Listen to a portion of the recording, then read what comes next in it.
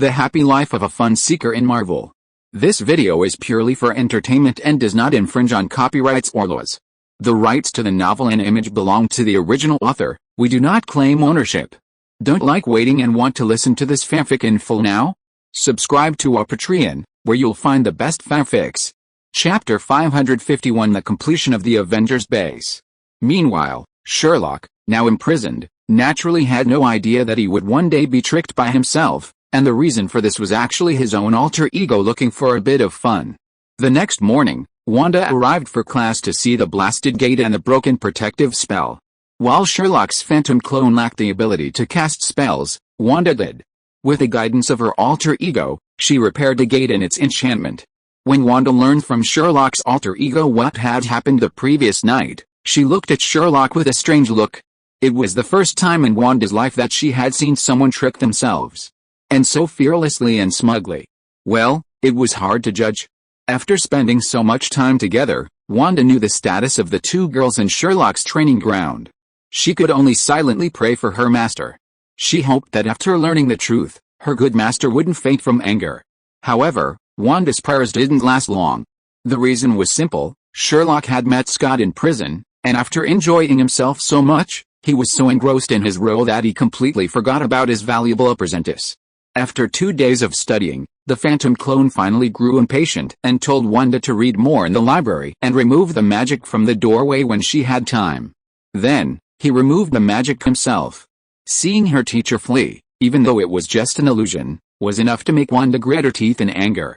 She had initially considered tipping Sherlock off, but she immediately abandoned the idea and threw herself into the arms of the Ancient One, settling into a serious study of chaos magic and Muggle knowledge. After all, she had felt quite embarrassed the last time she hadn't understood the two little girls' Muggle magic books. As for the two girls, well, true to the principle that the enemy of my enemy is my friend, they applauded Tony's tricking of Sherlock.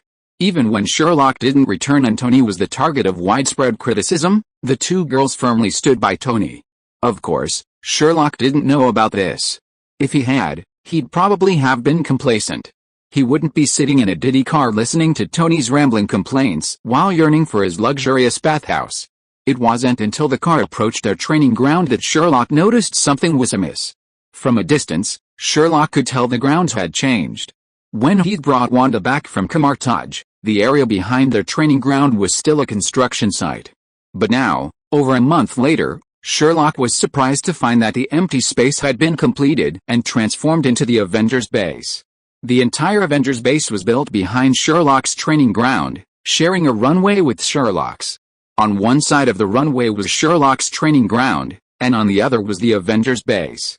While the Avengers base and Sherlock's training ground were not officially under the same management, and even the runway was contractually leased to Sherlock's training ground, anyone with a discerning eye could clearly see that Sherlock's training ground was directly connected to the Avengers base. After all, the two areas were separated only by the runway, not even a wire fence. It would be truly bizarre if they couldn't move back and forth. What struck Sherlock was the stark contrast between the architectural style of Tony's Avengers base and his own training ground. Sherlock's training ground was remarkably military-inspired, and even the residential area exuded a military-inspired, residential feel, with all the buildings neatly arranged. The mere sight gave off a sense of uniformity and order. The Avengers base, on the other hand, was a modern, white-based structure. Forget the sharp, military-style corners of Sherlock's home, there weren't even any corners in the Avengers base. All the buildings were curved, and with a masterfully designed gardens and lawns, it looked nothing like the base of Earth's most powerful organization, but more like Sherlock's own research facility. Sherlock's training ground, on the other hand, more closely matched the popular image of the base of Earth's most powerful Avengers. However, Sherlock was relieved to learn that, in order to formally distinguish Sherlock's training ground from the Avengers base, a separate gate was built on the Avengers side, even though the two were separated only by a runway. This gate was located on the other side of the runway. So, judging by the gate's orientation, the Avengers base and Sherlock's training ground were back to back. With the completion of the Avengers base, Sherlock's family training grounds and the Avengers base now occupied a vast area. After all, not far from the Avengers base gates lay another main thoroughfare. This meant Sherlock had a slightly more circuitous route home, which, for someone who often courted death, meant another escape route, something Sherlock was delighted with. However, Sherlock's happiness was short-lived. After all, according to Tony's description of how badly he'd been treated, he should have received a warm welcome upon his return. However, upon entering his family's training grounds, he encountered no sign of a welcoming crowd. Even as he reached the residential area, he saw no sign of a welcoming crowd. Everyone seemed to be busy as usual. Only Wanda, who was studying chaos magic with the Ancient One, rushed out upon learning Sherlock had returned and excitedly gave him a hug. However, as if realizing what was happening, she quickly let go of Sherlock, blushing and giving him a sullen look before returning to her studies with the Ancient One. Sherlock was completely bewildered by Wanda's confusing actions. Unsure of what was going on, he glanced at Tony behind him with a puzzled look. Tony, speechless, covered his face, feeling deeply helpless for his only offspring.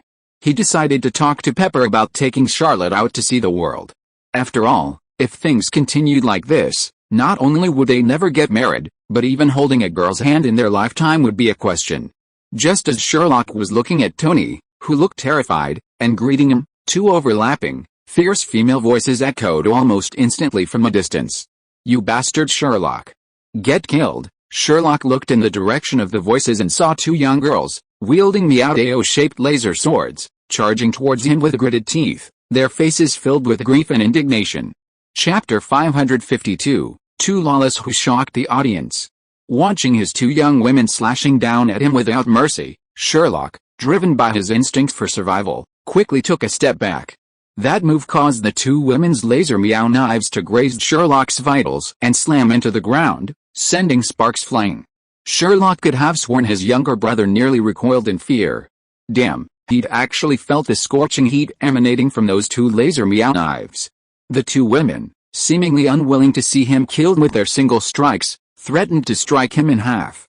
Sherlock, unsure of how he'd offended them, instinctively activated his magic and teleported 5 meters away. But what Sherlock couldn't have anticipated was that the two women seemed to have anticipated this move. The moment Sherlock cast his spell, Lorna threw her meow knives to Mindy. At the same time, they both grabbed the gun slung across their backs, along with Mindy's. Dual-wielding, Lorna used her abilities to locate Sherlock the moment he appeared and began firing without hesitation.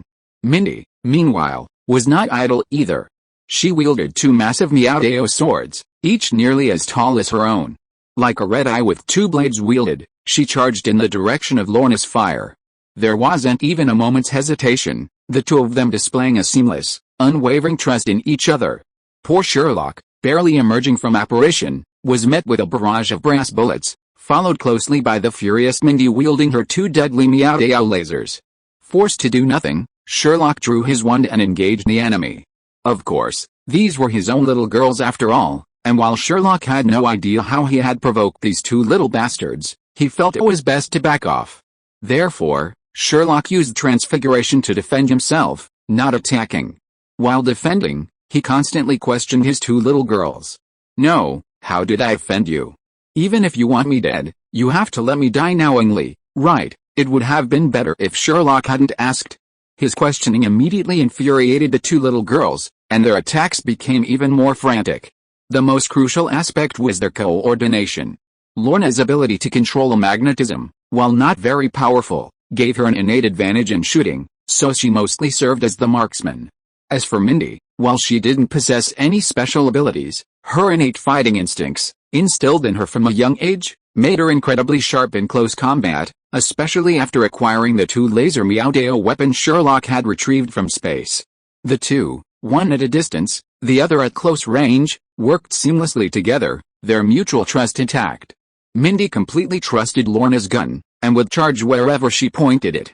Even when Lorna shot at her from behind, Mindy didn't care, as if she was certain that Lorna's bullets wouldn't hurt her. As for Lorna, there were several times during the battle when Sherlock tried to hide behind Lorna to avoid Mindy's sword, relying on Lorna's safety to force the two of them to calm down, especially Mindy. You know, although the laser sword is outdated in the universe, it is almost indestructible on Earth. But God knows why, facing Mindy's sword, Lorna could completely ignore it and even think about how to attack her with a gun in her hand.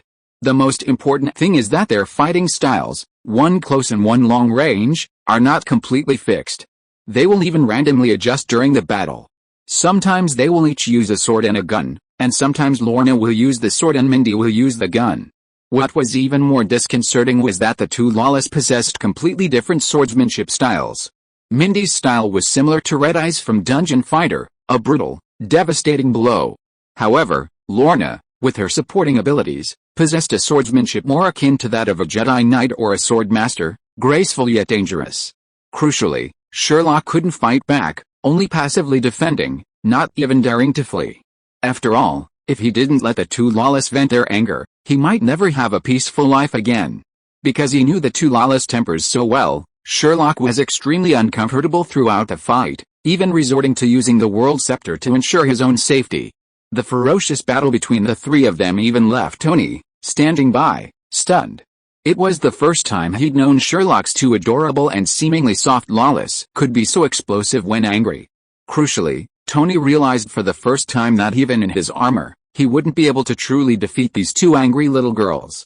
Their coordination was truly terrifying.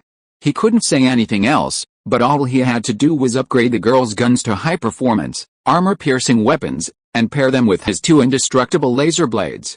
Tony briefly immersed himself in Sherlock's role, then realized with horror that if he couldn't fly, he would have been hacked to pieces by these little girls. The sound of battle quickly attracted everyone in the training grounds, Black Widow, the Avengers resting at the base, even Sherlock's 5 uncles, and the Ancient One and his 3 companions with Wanda. The sounds of Sherlock and the little girls clashing drew them in. However, aside from the Black Widows, who had already laid down their weapons, and Sherlock's uncles, who looked proud as they watched Sherlock pin down the little girls, everyone else looked on in dismay. The Avengers, led by Captain America, were particularly surprised, both new and veteran. If they were in Sherlock's shoes, aside from supernatural prowess like Thor, Hulk, and Vision, few would have lasted more than a minute against the seamless coordination of these two Lolita girls. Captain America, in particular, felt completely overwhelmed.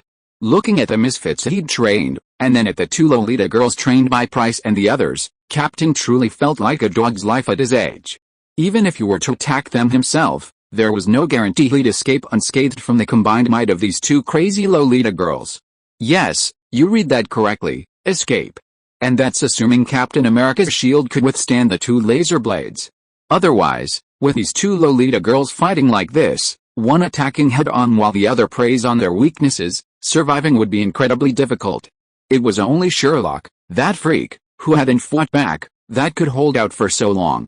But judging by Sherlock's appearance, he was holding on for dear life.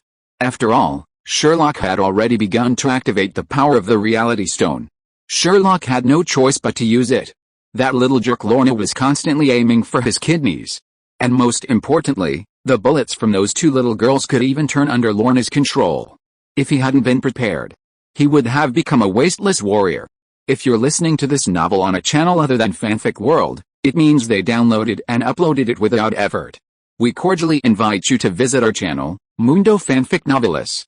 There you'll find the original version of this story and you can explore many other novels of various genres. We're waiting for you to immerse yourself in a world of incredible novels. Chapter 553, The Impact of the Battle, Part 1.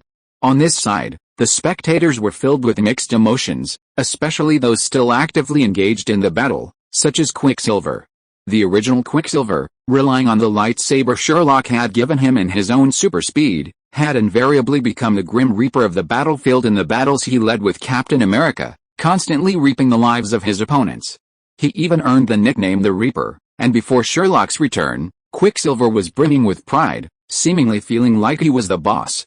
However, after witnessing the two girls fighting Sherlock, Quicksilver's sliver of pride was quickly shattered, especially after learning of Lorna's abilities, which left him speechless. Lorna's abilities, while modest now, had been tempered by Sherlock's persuasion and training, and her sensitivity to metal surpassed anything seen in either the comics or the films. Any metal was a glaring signal to Lorna. Combined with Lorna's metal manipulation abilities and Mindy's insane melee prowess, Quicksilver couldn't imagine the horrific death he'd face if he were Sherlock. What? Would a lack of metal shield Lorna's abilities? No kidding. Who in modern society could guarantee a complete metal-free existence? And who, Like the Avengers or those who'd fought on the front lines, didn't have some steel spikes or something like that in their bodies. Of course, the three onlookers were completely oblivious to their thoughts. After all, the battle was intensifying, its momentum growing ever more intense. Even Sherlock's transfiguration created giants of earth and stone were easily handled by these two little girls, their laser blade's superior cutting power. Sherlock could even see that the two little girls were on the verge of a fight, and if this continued, he'd be unable to withstand it and would soon launch a counterattack. Although confident he could subdue the two girls in a flash of counterattack, the thought of the long, drawn-out struggle that would follow gave Sherlock a nagging feeling. He silently prayed to the gods and Buddhas to intervene and stop them. It proved impossible to be unlucky forever. It seemed the heavens had heard Sherlock's cries. Just as Sherlock was about to give up and prepare to fight back, the Ancient One stepped forward. Using his powerful magic, he quickly subdued the two frantic girls. Sherlock breathed a sigh of relief, even wondering how he had offended these two. But before Sherlock could even begin to speak, the two girls glared at him fiercely, then snorted in unison and left without even a glance. With the battle over and seeing no more fun to watch, everyone dispersed with mixed feelings, ignoring the five old men who were so proud they flaunted their skills whenever they met. Neither Sherlock nor the two girls, at the center of the storm, had anticipated the far greater implications of this trio's battle. First, the two girls, known as the Twin Stars, were firmly established in the training grounds. Their chemistry and unwavering trust in their teammates were truly impressive, even though everyone knew they weren't related. Wanda even gave Quicksilver a silent lecture about this, saying, "We're actually family, look at them, then look at you." Then there was Captain. Immediately after the battle, Captain sought out a proud Colonel Price. Price, on the other hand, didn't even give Captain a chance to speak, simply saying, "You're dreaming," and walking away. Captain, who had originally planned to recruit the two girls into the Avengers, was met with frustration before he could even begin, and could only dejectedly return to his base. Upon Captain's return, he immediately invited Hawkeye and Black Widow to a small meeting. Don't underestimate the shock these veterans felt at the two girls' natural beauty. This was especially true for the Avengers, who, after all, were at the top of their respective fields, each possessing their own pride. They were accustomed to solitary operations, even in combat, accustomed to individually dispatching enemies within their capabilities. But now, the two little girls had demonstrated to the entire Avengers, through their own personal experiences, that individual strength was definitely not the path forward. Just look at those two little girls. If they fought alone, any one of them could easily capture them alive. But if they combined forces, everyone would have no choice but to flee. This was terrifying, giving everyone a completely different feeling than facing Hydra's enemies, who outnumbered them many times over. It made the Avengers sigh in regret. After all, with the exception of Vision, everyone present once had trusted and well-coordinated teammates. But after those disappeared, died, or simply couldn't keep up, the words trust and compatibility were rarely felt anymore. Even within the Avengers, while everyone trusts those around them, trust is always a matter of quotation marks. After a day of deliberation, the Avengers made a shocking decision. They would conceal their identities, become new recruits, and train under Price and his team. Nothing could foster trust and rapport better than crawling out of hell together. To this end, Captain America brought Black Widow, Hawkeye, Vision, and Antonia to Sherlock's place, asking him to perform transfiguration on them so the trainees wouldn't recognize them. Price, naturally, wouldn't refuse, even beaming with joy. On the one hand, it was a legitimate way to get back at Captain for daring to covet his precious Lorna. On the other hand, it was genuinely for the Avengers' sake. As a military veteran, Price had long noticed the undercurrents beneath the Avengers' supposed unity and trust, but after all, Sherlock was among the Avengers, and while Price didn't say anything, he harbored a certain resentment. In his view, the team was unstable. Now that his captain had mended his ways, Price was undoubtedly delighted. After all, in the eyes of a soldier like Price, nothing could compare to a tacit and reliable teammate. Just like his four sworn brothers, when there was no danger, those four fools were the biggest danger.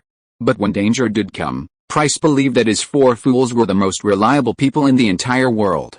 Chapter 554, The Impact of the Battle, Part 2. Unlike Captain America, who needed to consider the bigger picture, Tony felt only the fear of insufficient firepower in this frenzied battle. Facing the two Lolita's laser blades, Tony was horrified to discover that his only chance of victory was relying on his flying ability. Of course, this was assuming Lorna's abilities were limited, otherwise, Lorna alone would have been his nemesis. After watching the battle, Tony immediately blocked out all external information, even ignoring Spider-Man, and devoted himself entirely to crafting his new suit. He also began studying nanotechnology. After all, for Tony, achieving greater defense and more offensive capabilities only had two paths. One was to continuously enhance the suit's functionality and armor thickness, which would inevitably result in a larger suit, potentially reaching the size of Ironmonger or the Hulkbuster. The other was nanotechnology, which could transform and reconfigure new weapons and armor at will. While sacrificing some defense, it offered a more powerful combat method. As a wealthy man, Tony naturally decided to take both. He immersed himself in his research. Aside from the changes in personnel fighting on the front lines, Sherlock was also preoccupied with his own affairs, most notably the question of how he had offended these two little bastards. Fortunately, seeing her teacher, whose furrowed brows could crush a fly, Wanda, though a little furious, felt a pang of reluctance to see Sherlock suffer so, and decided to tell him the truth. God knows how devastated Sherlock was when he heard it was his own phantom that had tricked him, revealing all the details of his previous deceptions of the two girls. If it weren't for Wanda and Quicksilver, Sherlock would have put a dagger to his own throat and had a good conversation with his phantom. The fact that he didn't turn evil immediately was a testament to Sherlock's strong mental fortitude. Of course, they were his sisters after all, so he had to appease them. So, after Sherlock paid a large sum of money for them and made a promise, the two girls finally smiled happily and began to care for him. Of course, after tricking Sherlock, the two girls upgraded their weapons considerably. First, they needed combat uniforms. Sherlock demanded a large quantity of titanium from Tony for his armor, then used magic to craft 2 sets of uniforms that were cut-resistant, bulletproof, drop-resistant, wear-resistant, self-cleaning, self-repairing, and self-coloring. The styles were more similar to those worn by the military. After all, the girls said they preferred the style of Sherlock's training camp to other places. Secondly, regarding weapons, it was clear that their AR and AK were no longer sufficient. While fine for intimidating children and rookies, they were a bit underpowered in a real fight. After much deliberation, Sherlock finally found an alien kinetic rifle from his collection and began a series of alchemical modifications. After Sherlock's modifications, the two guns, within the size of an Uzi, possessed a near-limitless ammunition supply, the rate of fire of a submachine gun, the accuracy of a sniper rifle, the anti-material damage, and the recoil of a .22mm rifle. Yet, these two weapons, which would be fought over by various factions and individuals in the wild, were given adorable names in the hands of two Lolita girls. Lorna's gun was blue, and she named it George. Mindy's gun was pink, and she called it Paige. Honestly, Sherlock nearly gnashed his back teeth after hearing the names these two Lolita girls had given these two magical weapons, cursing furiously in his heart. Sherlock even silently vowed to himself that one day, he would make sure that pink hair dryer never set foot in his training ground again. Look at the harm he had done to these two Lolita girls. Not only did they not give such powerful weapons cool and awesome names like Ebony and White Ivory, but they actually gave them 2 pink hair dryers. Sherlock said he wanted to die and wanted to ask the two Lolita girls not to say that he made these things. He couldn't afford to lose face. Of course, material compensation was enough, but emotional compensation was also essential. The incident stemmed from the two girls' curiosity about magic. While Sherlock's magic was a dead end for them, that didn't mean Sherlock couldn't get them to use it. After all, the Ancient One was still around, and while Kamartaj's magic might be a bit inferior, focusing on melee combat, it was still magic, wasn't it? After explaining the two girls' considerations, pros, and cons of Kamartaj's magic, Sherlock gave them a night to think about it.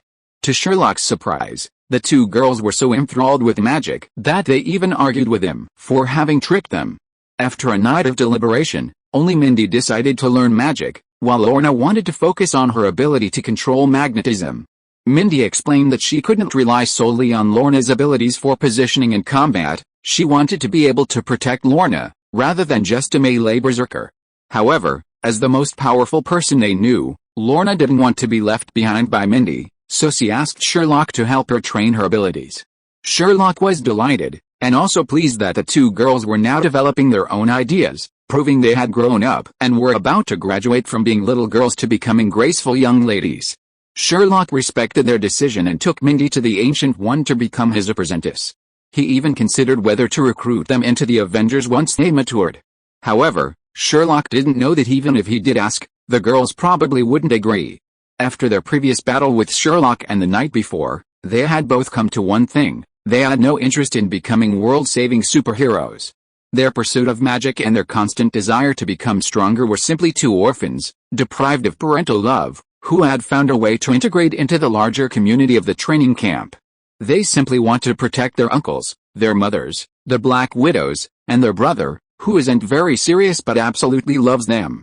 Compared to ambitions like saving the world, these two orphans want to protect their own little family more, and are willing to risk their lives for it.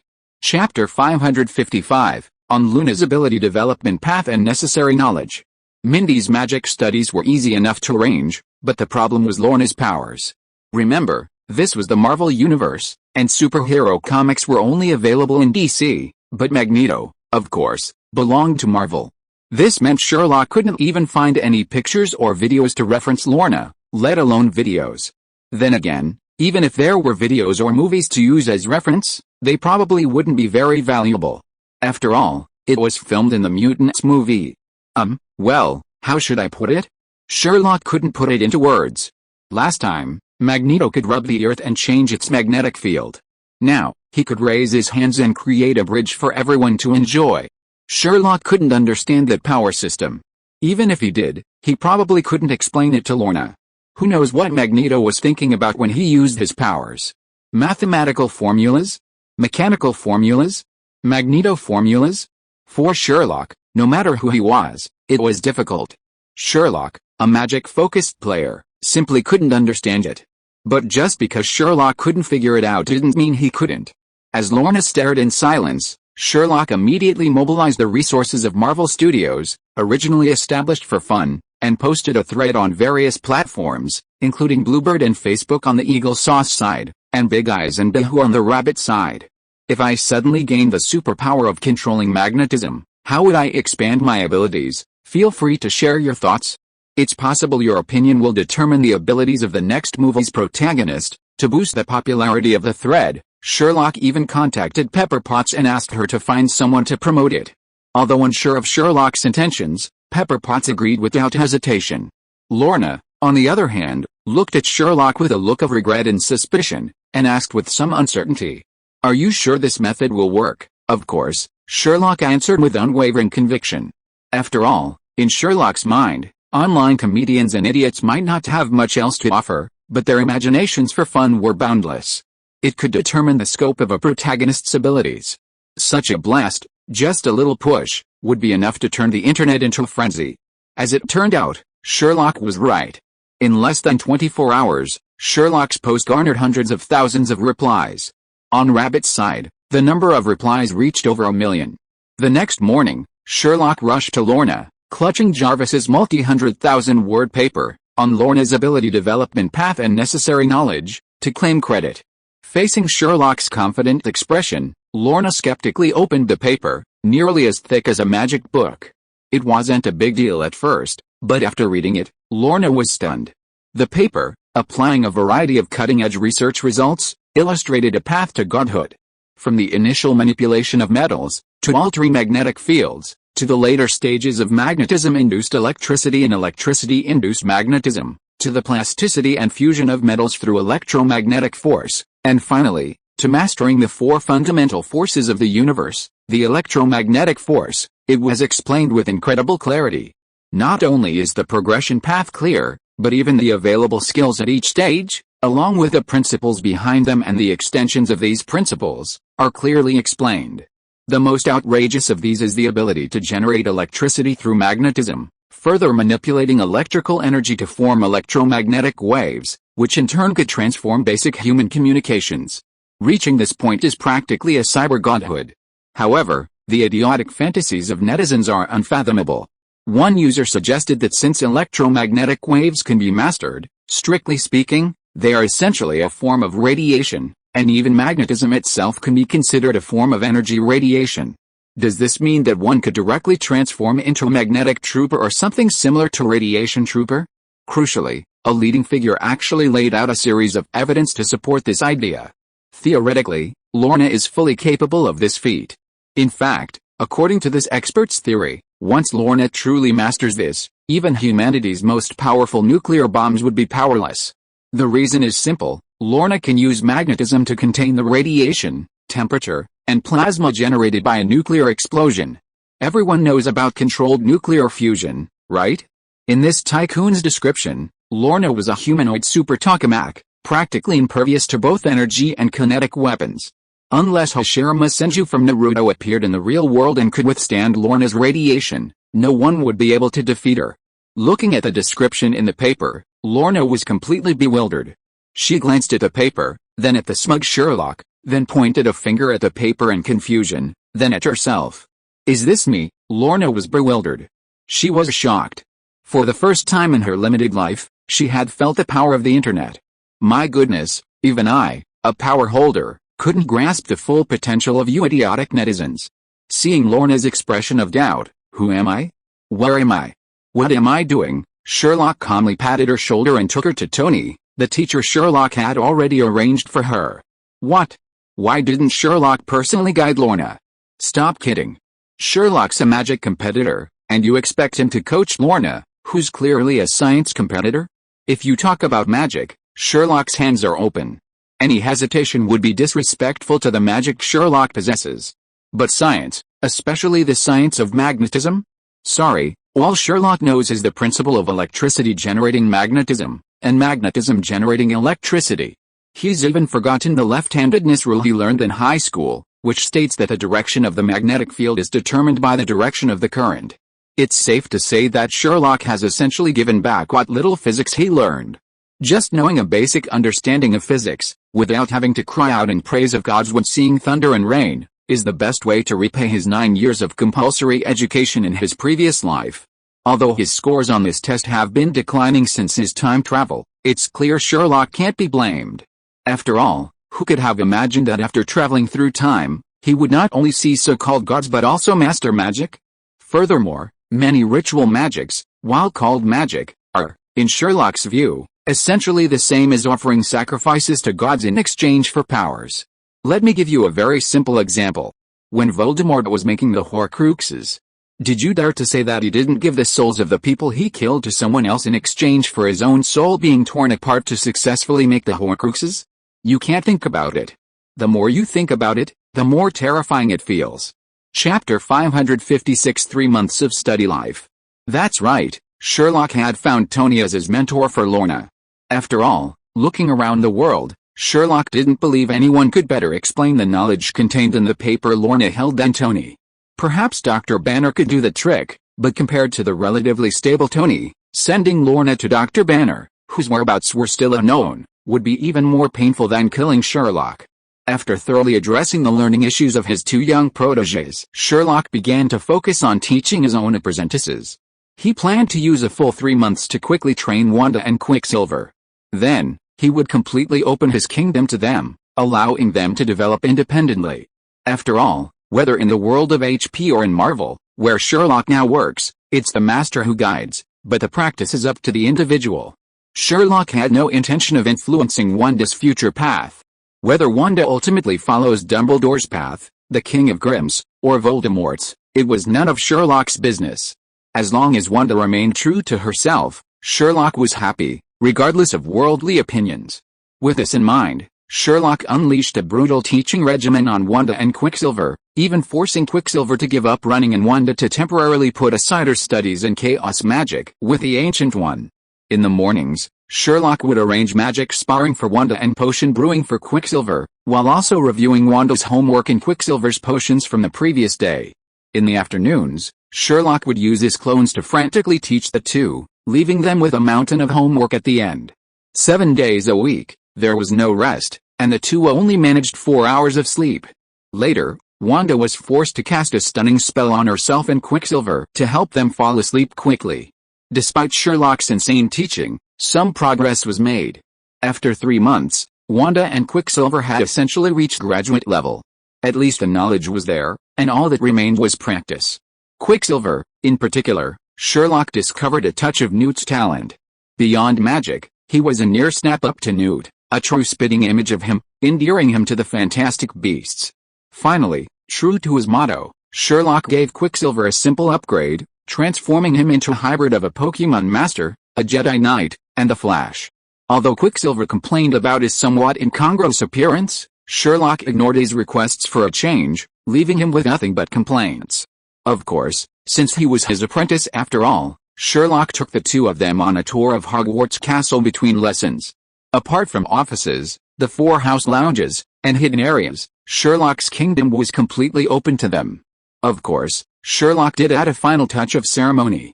After their graduation, he even exchanged for the Sorting Hat and gave them a spectacular graduation ceremony. Unexpectedly, Quicksilver was sorted into Hufflepuff. But considering his talent, which rivaled Newt's, Sherlock wasn't all that surprised. Wanda was actually assigned to Ravenclaw. It can only be said that the Sorting Hat is really good at judging people. After all, after 3 months of devilish teaching, Sherlock was exhausted like a dog, but Wanda was happy to do it. It is worth mentioning that after the sorting was completed, Sherlock inexplicably felt that he seemed to be able to sense a slight connection between Wanda and Quicksilver and the entire Hogwarts castle. Even the lounges of the 2 houses were open to them. The two looked at the decorations in their respective lounges that were exactly to their liking and immediately felt resentful towards Sherlock. After all, if Sherlock had come here earlier, they wouldn't have to run back and forth in the Kingdom of God every day. Especially the look in Wanda's eyes when she looked at Sherlock, which made Sherlock feel a little embarrassed in the end.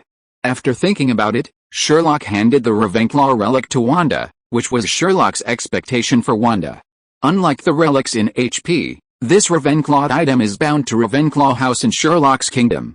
In other words, no one except a Ravenclaw student can obtain the diadem. Even if its owner dies, the diadem returns to the head of Ms. Ravenclaw in the Ravenclaw House common room, making it a truly spiritual relic. Wanda was stunned when she saw the diadem Sherlock presented her. It's unclear what she was imagining, but her face flushed crimson.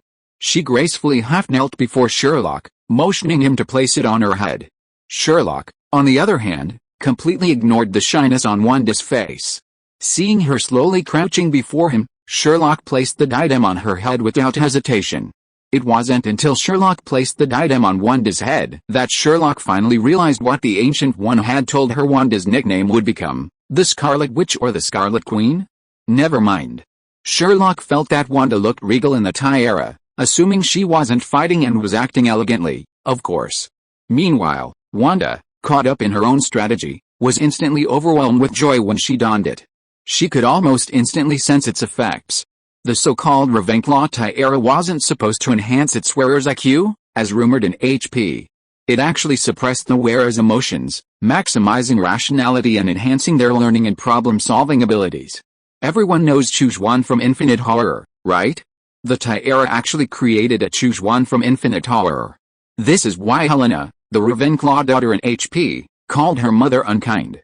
It was precisely because of this that, after Helena stole the tiara, the suppressed emotions of Ravenclaw washed over them like a tidal wave, ultimately causing their illness. This is not superstition, but a fact. After all, the essence of many magics is actually the amplification of emotions. Similarly, emotions can also affect one's own magic power. Under the impact of chaotic emotions, it is normal for a big shot like Ravenclaw to become sick, and it is an incurable disease. Sherlock was also a little worried that Wanda would become like Ravenclaw, so he solemnly instructed Wanda on the use of the crown, like a mother who is worried about her child, and repeatedly warned Wanda to be careful when using the power of the crown. But Sherlock only responded with a look of disgust from Wanda. "Good man, if you have this good thing, why didn't you take it out earlier? If you had taken it out earlier, I could have made further progress in these 3 months." Chapter 557 3 Months of Training Life. Of course, during these 3 months, besides the frantic efforts of Sherlock and his 1.5 apprentices, a quiet atmosphere of internal competition had also been set off throughout the training grounds by Sherlock's battle with his 2 young girls. The captain was the most prominent, leading Hawkeye, Black Widow, Antonia, and Vision to transform their appearances and join Price's training camp as complete newcomers. It's worth noting that due to Black Widow and Antonia's gender differences, Sherlock made a minor gender change while helping Black Widow transform. Antonia didn't know about this, but Sherlock seemed quite happy about it, even admitting at the end that she missed standing up to use the restroom. Of course, this wasn't without its challenges, and the most challenging one was Vision. After all, the thing on Vision's head was a legitimate Infinity Stone, something Sherlock couldn't conceal no matter how hard he tried. Even if he did, it would still look strange. After all, who would have that glowing spot on their forehead? It was a yellow light, as if they had opened their third eye. In desperation, Sherlock could only use the simplest and most plain method for Vision, a forehead protector. Although it looked a bit out of place, it was not so noticeable after all. On the other hand, Price was not polite to Captain, and he really treated Captain as an ordinary trainee, from the most basic shooting to the various hellish and even anti-human trainings. Of course, after all, they were all old spies and veterans, so they still had the privileges they deserved. For example, Captain, you have to know that Captain's physical fitness is at the peak of ordinary people. His strength and endurance are not comparable to ordinary people like Black Widow and Hawkeye, let alone Vision, who is half mechanical and half flesh. Therefore, Price was really scary to Captain and Vision, without any politeness, and forced them to be not much different from ordinary people like Black Widow and Hawkeye. After all, Vision is a cyborg made of vibranium. Even Price tormented him to the point of exhaustion, so you can imagine how ruthless Price was. Of course, despite Price's unwavering favor towards these veterans, years of training and frontline combat experience had made the Avengers stand out among the newbies in the training camp.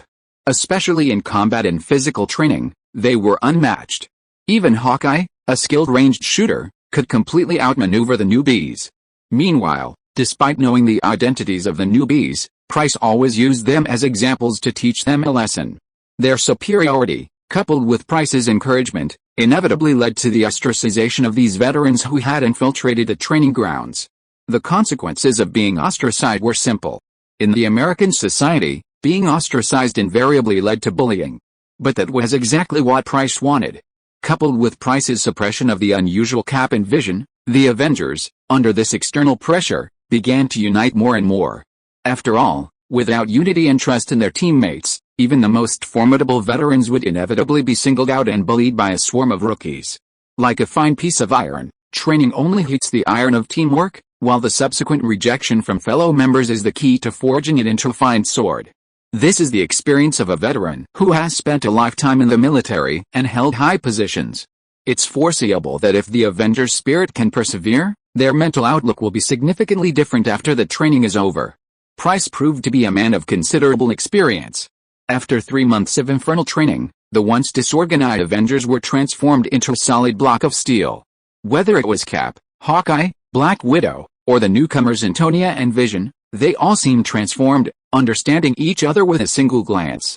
Vision, in particular, no longer had that aloof robot vibe. Aside from his bald head and the slightly protruding forehead protector, he looked like a real human. Of course, while he looked human, he still had the look of a soldier. Our captain was also very pleased with the results of these 3 months of training. Although it was exhausting and painful, it had to be admitted that these 3 months had transformed the atmosphere within the Avengers, making it worthwhile for Captain to postpone those missions for a full 3 months. Everyone had changed for the better, even Captain himself, learning a lot from this training, most importantly, communication. Captain now couldn't help but shake his head when he recalled some of his arguments with Tony and others within the Avengers. Those arguments could have been avoided with more communication. Of course, with the exception of Sherlock, Captain always firmly believed that Sherlock, that nasty jerk, was impossible to communicate with. Ever since he was forced to cosplay as Batman, he had firmly established this belief. Of course, besides the transformation of Captain America and the Avengers, Tony, standing alone and beautiful, was no less impressive. Despite the burden of Lorna, a burden thrust upon him by Sherlock, Tony remained confident in his skills and knowledge. For 3 months, Tony pursued multiple fronts, researching both a larger, more powerful suit and a nanosuit, even developing a plan for both. Regarding the nanosuit, Tony couldn't yet achieve the full nanosuit form seen in Avengers 4, but a semi-nanosuit incorporating nanotechnology was easily within his grasp. Furthermore, the nanorobots that comprised the nanosuits were transportable, giving Tony a new perspective, a space-based suit support system. Multiple suits could be airdropped based on their location and desired combat configuration. Combined with the nanorbits, the suit would boast enhanced functionality alongside its robust defensive capabilities. Tony even had a plan for the satellites he'd use to airdrop armor. The global scanning satellites he'd built to find Sherlock could be modified to become his own armor delivery system. He could even expand on this idea and create some highly functional drones to support his own battles. It was only because Sherlock didn't know what Tony was doing. If he knew, he'd probably call out the name of Tony's battlefield resource system right there. Isn't this the Edith Tony left for Spider-Man? Chapter 558 Another Travel Plan. After 3 full months, every Avenger had learned a lot, but they were also exhausted. Every single one of them wanted a good rest. This was especially true for his 2 apprentices, Wanda and Quicksilver. 3 months of intense study, requiring only a stunning spell to sleep, or else the dream of Sherlock in class nearly drove the siblings insane. The governments of various countries were also nearly driven mad. During the 3 months of the Avengers training, Hydra had become increasingly aggressive. Fortunately, they had taken advantage of Sherlock's imprisonment to purge many of the Hydra and other troublemakers within the organization, otherwise who knows how chaotic things would be. Now, with the Avengers desperately hoping for a quick response, it was clear that Captain America and his team hadn't had much time to rest before they were forced to join the new fight. This time, however, Captain America didn't bring Quicksilver and Wanda along. After all, in Captain America's eyes, these 2 were Sherlock's apprentices, and without Sherlock's permission, he couldn't decide their actions. So, after 3 days of rest, Captain America set out on their mission with Hawkeye, Black Widow, Antonia, and Vision. These 5 were more than enough for Hydra. Of course, just to be on the safe side, Sherlock reminded Captain America to be wary of collateral damage before he left. After all, one can't just focus on Hydra and forget about the civilians around them, right? It's like finding a cockroach in your house. You wouldn't just poison the whole place and kill them all. Before leaving, Captain America frowned at Sherlock's words, as if something had occurred to him. He made a solemn promise to Sherlock. Seeing the seriousness of the opponent, Sherlock thought for a long time before speaking to Captain America. Pay close attention to Crossbone's intelligence. Try not to cross paths with him, or you'll easily leave them vulnerable. Also, beware of Hydra's desperate attempts at suicide attacks. After hearing Sherlock's words, the captain almost instinctively thought of the group of wicked maggots who had been constantly trying to provoke him. Then, remembering Sherlock's precognitive abilities, he immediately made a serious promise. Got it. I'll be more careful. With the captain's assurance, Sherlock finally felt relieved. After watching the captain lead the group onto the plane, he began to think about his next destination. What? Why didn't Sherlock join the captain for some fun? You're kidding. You don't understand the depth of the captain's so-called Hydra eradication plan. Compared to the Avengers, Hydra's combat power isn't particularly strong, but they have more people and a wider area, making it easy to fight them. However, relocating from one place to another is a real challenge. Sherlock didn't want to follow the captain into a fleeting trapeze, or simply become a heartless door-opening machine. After all, Sherlock had been standing at the podium for 3 solid months. Wanda and Quicksilver, as students, were clamoring for a break, but did you think Sherlock, a lazy guy, didn't want one? No. Before his time travel, Sherlock, a social animal, was even more eager for rest than his 2 apprentices. Clearly, a 3-day break from a workaholic like Captain America wasn't enough for Sherlock. He wanted more. That's right, Sherlock was planning another trip. Coincidentally, among the countless details he'd gathered over those 3 days, Sherlock had learned that Pepper Potts was going on another business trip to the Rabbits. Since their last trip to XZ, collaboration between Stark Group and the Rabbits had been increasing, and the frequency of business transactions was undoubtedly much higher than before. Coupled with Sherlock's subtle influence on Pepper Potts and Tony, it's surprising that they've actually developed a soft spot for the Rabbits. Coincidentally, during the 3 months of everyone's frantic retreat, Pepper received an invitation from Rabbit Enterprise, inviting her to attend, and the timing just happened to be right around this time. Sherlock wasn't interested in the content, but the lucrative trip was incredibly appealing. Crucially, according to Pepper, this invitation included a banquet. After all, as a rabbit in his previous life, Sherlock had heard countless rumors about state guests, especially the legendary banquets. No rabbit could resist the allure of banquet delicacies. Sherlock had truly longed to try them. Don't you see how popular dishes like boiled cabbage and fuchsia okiang, fan jumps over the wall, are among the general public? Even many restaurants and bars advertise them as banquets. This alone demonstrates the immense appeal of the word banquet to a rabbit born into a foodie empire. So, Sherlock cried, raged, and threatened to go with Pepper. Forced by Sherlock's cries, Pepper finally agreed to Sherlock's request. While the rabbits were safe, having Sherlock as a safeguard gave Pepper peace of mind, didn't it? But what neither of them anticipated was that Sherlock's desperate demands to accompany Pepper on the business trip to the banquet quickly reached Tony through Pepper herself. Lorna, who was studying at Tony's school, also learned about it through Tony. Lorna's knowledge meant Mindy's, and Mindy's knowledge meant the Ancient One and Wanda's. If Wanda knew, Quicksilver would know, and if the Ancient One knew, then Odin and Frigga would surely know too. Thus, word of Sherlock's desire to accompany Pepper to the banquet spread almost immediately throughout the training grounds. Everyone at the training ground knew one thing: Sherlock had an extremely picky palate. He would never touch anything that tasted bad, even pizza or burgers, demanding the best quality. One can only imagine the flavor of a banquet that would make even Sherlock, a picky eater, tearfully rage and even risk his life to attend. Almost everyone who knew the news immediately became interested, rushing to Pepper's side to offer subtle and overt hints.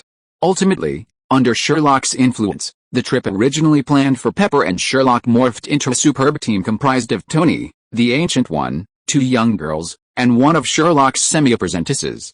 This 10-person team far exceeded Pepper's expectations, forcing her to call Rabbit Enterprises again. Because of Odin, Frigga, and the Ancient One, Pepper felt compelled to disclose the identities of these extra people so they could prepare. Upon learning the reason for the incident, Rabbit Enterprises smiled and said, "It's just a matter of a few extra pairs of chopsticks. Besides, they were more than welcome to see Odin and the gods savor their cuisine, and of course, Sherlock and his companions as well." Of course, while Rabbit Enterprise didn't really care about the extra mouths, they still had their fair share of complaints. Especially from the 4 tour guides who had previously had a good relationship with Sherlock. For example, when Person A, who was close to Sherlock, learned about this, he messaged Sherlock to complain. "Are you here to eat the rich man's food?" Chapter 559, Ancient One with Many Stories. After seeing Person A's message, Sherlock's head was choked with questions. He hadn't yet realized that his initial 2-person trip had become a 10-person group thanks to his manipulations. Checking the time on his watch, Sherlock exclaimed, "Wow," he replied without even bothering to answer Person A's message. "Goodness.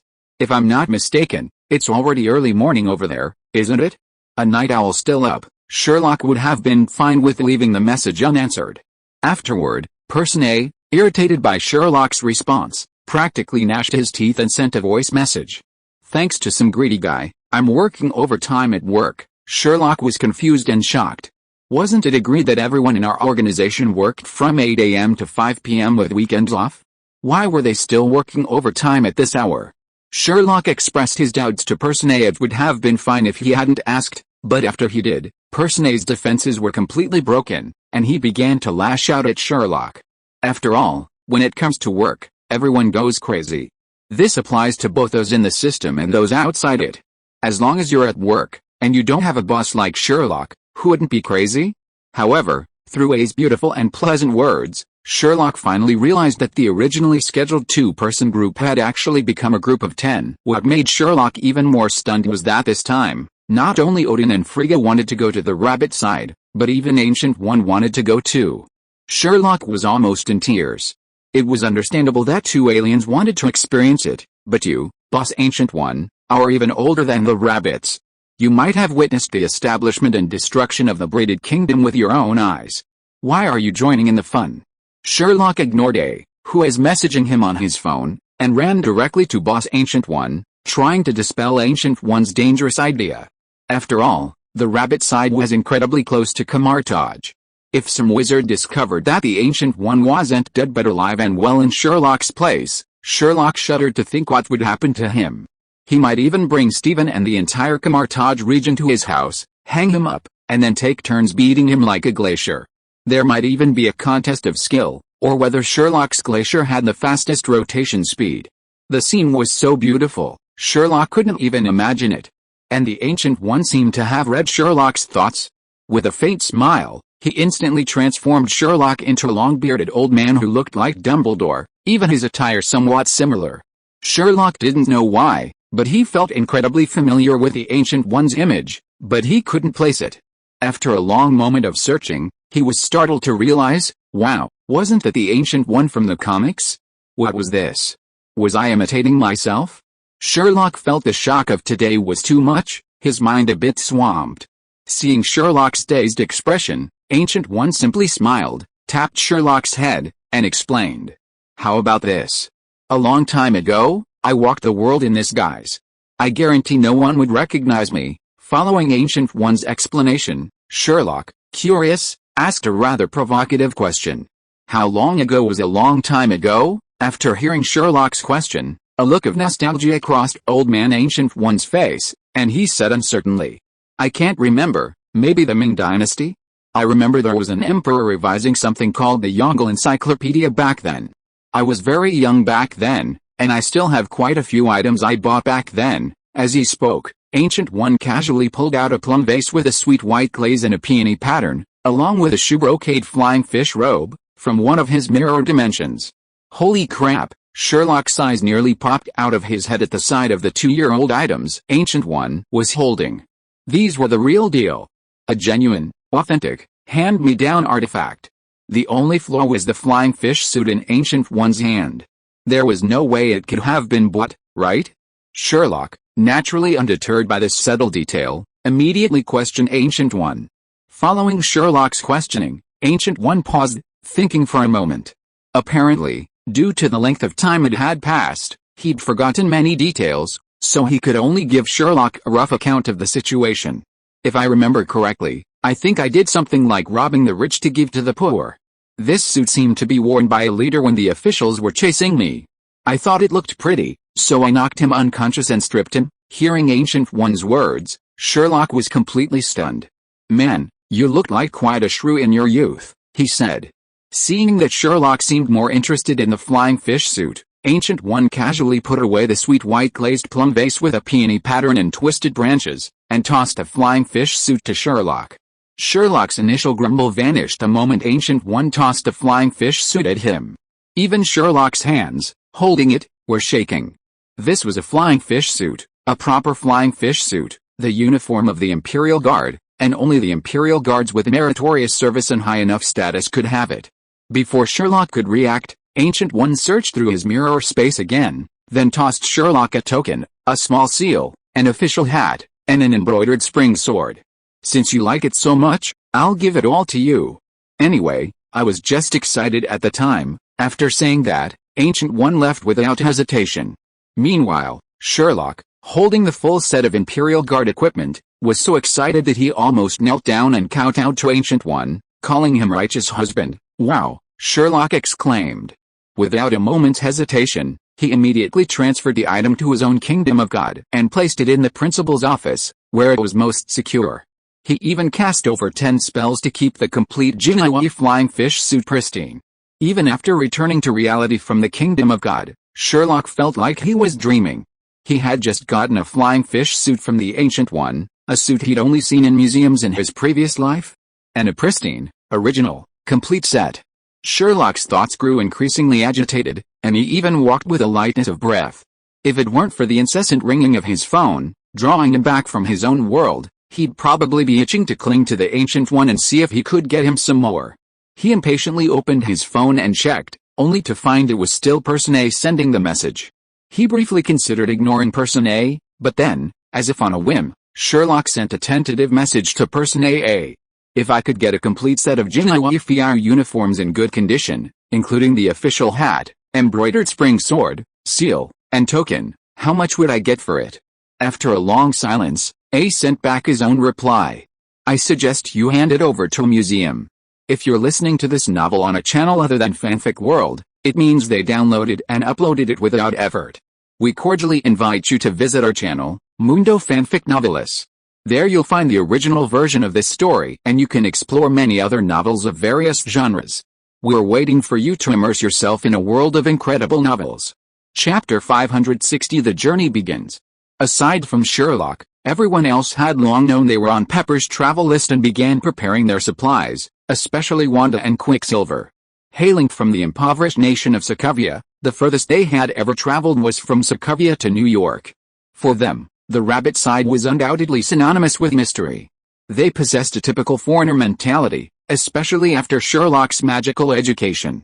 They genuinely believed the rabbit side was filled with martial arts masters like Hawkeye and Black Widow, while the rest possessed specialized magic unique to them. For example, the people on TikTok who were talking about things like twirling strings, drawing intimidating talismans, and performing hand seals were foreigners like Wanda and Quicksilver. While anticipating a delicious meal that would make Sherlock madly want a bite, they meticulously gathered information about the rabbit side, including information on twisting the chains of order, mysterious seals, and ancient hand seals. Quicksilver was even more whimsical, wondering if learning a few tricks would make up for his inability to learn magic. What? How did Sherlock know that? Just kidding. All the books about rabbits in Sherlock's library were practically torn apart by two curious yet timid little kids. Would Sherlock be a bit foolish if he didn't know about it? Unfortunately, Sherlock's library contained no information about the rabbit side of things. After all, it was clear from Fantastic Beasts that in the Fantastic Beasts setting, the rabbit side of things performed magic with a small wooden stick, just like in Europe and America. Every time Sherlock thought about it, he felt like complaining. What the hell, a little wooden stick? If there really were a wizard on the rabbit side of things in Fantastic Beasts, if he really cast spells with a chopstick used for frying dough sticks, the muggles would probably laugh him to death. Quicksilver and Wanda, two honest children, searched Sherlock's library but couldn't find the information they were looking for, so they could only cautiously ask Sherlock indirectly. Sherlock was also a badass. In his pursuit of excitement, he meticulously recounted the myriad things from immortal cultivation novels to the two honest children. Sherlock's descriptions were overly vivid, with descriptions of clouds and rain at the flip of a hand, and mountains and seas surging with a wave of a hand, all seeming a bit exaggerated to Wanda's taste. To confirm whether her master was deceiving her, Wanda cautiously approached the Ancient One for confirmation. The two honest children could never have imagined that the seemingly serious Ancient One was actually just like Sherlock, perhaps even possessing a stronger sense of humor. As soon as Wanda began describing it, the Ancient One immediately understood what was going on. A subtle, meaningful smile curled his lips, and he touched the two curious children with his back hand. "Sweetheart, that's just your master trying to scare you. At most, they'll just play with your soul and torture you for the rest of your life. It's not as exaggerated as your master says." "What? You don't believe it? Want to know what the 10,000 souls banner is?" The two honest kids frightened the guy so much that he even considered backing off. After all, are you sure a carbon-based creature could come up with a 10,000 souls banner? Even hell wouldn't be as terrifying. Fortunately, after much hesitation, curiosity finally overcame their fear. They decided to go along and see what was happening. After all, with so many powerful figures on this trip, even if someone used them to refine the 10,000 souls banner, they should be able to withstand it, right? Shouldn't they? Anyway, the two curious kids were determined not to leave their master and the other powerful figure's side for even a single step on this trip. Absolutely not. Aside from the two curious kids, everyone else was generally calm. After all, they were going to a banquet, and the dresses were the most important item on the trip. So, choosing a nice day, Little Pepper led the group on a grand procession to make the dresses. Of course, the three bosses didn't go. After all, the suits they had on hand were definitely beyond the reach of Earth. Moreover, for a queen of gods, a king of gods, and a former sorcerer supreme, their outfits needed to stand out. This was something Muggle tailors couldn't achieve, so the three of them stayed away from the fun. Unlike the calm trio, however, everyone else was excited, including Sherlock. After all, this was the first time in his 2 lifetimes that Sherlock had custom-made a suit. The physical training session was a bit too daunting and lengthy, but Sherlock had a taste of what it must have been like for those little kids who received their Hogwarts acceptance letters and walked through Ollivander's one shop. It's no exaggeration to say that Sherlock's perfect proportions had the frantic tailors eager to measure his little brother. Unlike Sherlock, the ladies' side was undoubtedly much quicker. After all, their figures were all perfectly normal. Aside from the 2 young ladies, the rest basically just needed to choose a style and design, then make some simple alterations. The 2 young ladies' dresses, However, had to be custom-made due to their figures. Of course, that wasn't slow. In less than a week, Sherlock and the others received their custom-made suits. You'd have to say, Sherlock looked truly polished in his custom-made suits, looking formal yet with a hint of saucy flair. As for the rest of the group, well, forget Quicksilver, he's beyond saving. With his silver hair, he looks like someone stealing his father's clothes, no matter how he tries to dress him up. The real surprise was his apprentice, Wanda. Sherlock was stunned the moment he saw her. After all their time together, this was the first time Sherlock had ever known his apprentice was so incredibly fit. Combined with Wanda's black and red backless dress, and the Ravenclaw tiara on her head, she truly had a witchy aura. As for the two little girls, well, they were just beautiful and adorable. Of course, when buying the dresses, Sherlock didn't forget his only connections on the rabbit side, A, B, C, and D. However, considering the rules and regulations on the rabbit side, Sherlock only brought 2 packs of cigarettes for A and B, and 2 bottles of red wine for C and D. After everything was prepared, everyone boarded Tony's private plane and flew towards the rabbit capital, Peking. Chapter 561 Landing in Peking. Needless to say, the entire flight was uneventful, aside from the slightly longer duration. Of course, there were a few minor hiccups. For example, while on the plane, Sherlock, out of pure whimsy, wanted to slightly alter the appearance of the grandfather-like Ancient One through transfiguration. To his surprise, the Ancient One agreed. Thus, Dumbledore's version of the Ancient One appeared in the cabin. To prove he wasn't kidding, Sherlock even recounted a story about Dumbledore and Grindelwald's youth. It's fair to say that the idea of shipping a couple is unavoidable, no matter where you are. Sherlock's rant was so eloquent that the others listened with rapt attention, occasionally offering their thoughts. When Sherlock finally came to his senses, he found the flight attendants, all aglow with Sherlock's story, speechless. After clapping his hands to attract the flight attendants' attention, Sherlock finally received a life-saving glass of water. Of course, the consequence of this was that Sherlock was unknowingly tasked with writing this thing and turning it into a movie, a surefire hit. It would have been fine if Pepper hadn't said anything, but after she did, Sherlock was completely upset. Although Sherlock admitted that if he could release the entire HP series of movies within Marvel, following the timeline from Dumbledore's youthful encounter with Grindelwald to Harry's later defeat of Voldemort, creating a proper wizarding world within the Marvel universe would be a piece of cake, and it would be lucrative. But therein lay the problem. Sherlock had no idea what happened between Dumbledore and Grindelwald in their youth.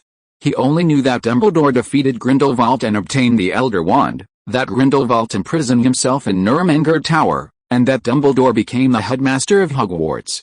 But how, where, or how Dumbledore defeated Grindelwald, Sherlock had no idea. Luckily, his apprentice Wanda was quite considerate. She told Sherlock that she seemed to have read books about these two people in the library, and that everything Sherlock talked about was very familiar to her. Upon hearing this, Sherlock immediately patted his chest and told Pepper Potts that there was no problem. He would go to the library to ask about the gossip about Dumbledore and Grindelwald when he got back. He would immediately write about it after asking about the gossip. Putting aside this little episode, another little episode was about the God King Odin. No one knew what this guy was thinking. Before getting on the plane, he was still wearing the casual clothes of an old farmer in the fields, but after getting on the plane, Odin went to the bathroom and changed himself into a suit halfway through the trip. It was a case of adapting to local customs, but it was not very good at all. After changing into the suit, Odin's eye patch also changed from the metal one to a black 3-legged cloth eye patch. The eye patch over one eye, combined with Odin's suit and snow-white hair, gave him a look far less serious and more like a gangster. Sherlock was even certain that if his group disembarked and Odin was the first to leave, the scene would be unforgettable. Those who knew would think Odin, the God King, was leading the way out, while those who didn't would think the gangster was leading the way, with the others following behind him like his minions. However, no one dared to speak of this, except Frigga. Their long-standing marriage gave her no pressure to mock Odin's gangsterism, which made Odin constantly fuming at her. Of course, they were an old married couple, so joking was fine. After a while of playful banter, Frigga let Odin go. Odin finally breathed a sigh of relief, and so did everyone else on the plane. After all, they truly didn't have the guts to mock Odin, though everyone admitted that his temper was considerably better than when he first arrived at the training camp.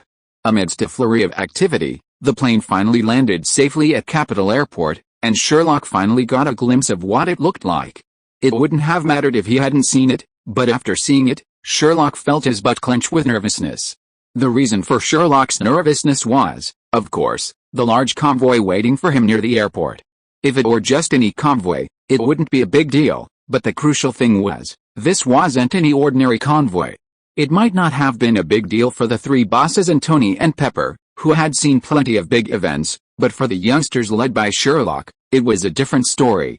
Especially for Sherlock, this was like taking a shit in the street. What? You don't understand? Bro, to Sherlock, it was like being dragged onto the stage at a concert and handed a microphone, and you're tone deaf. What? Still don't understand? It doesn't matter. We've all been to school, right? We've all done homework on the blackboard, right? To Sherlock, this scene was essentially like being asked to do a homework assignment, but after you've scribbled something down, the teacher asks you to explain your solution to the class in front of the whole class. It wasn't just Sherlock. Sherlock's 1.5 apprentices, the two young girls, were all incredibly nervous. The leaders in the cabin glanced at the nervous expressions of the young people, led by Sherlock, and smiled. After all, such nervousness was a unique emotion for young people. Once they truly relaxed in the face of such a situation, their youth would likely vanish like the wind. After the plane landed, the leaders ignored the pleading looks from the young people behind them.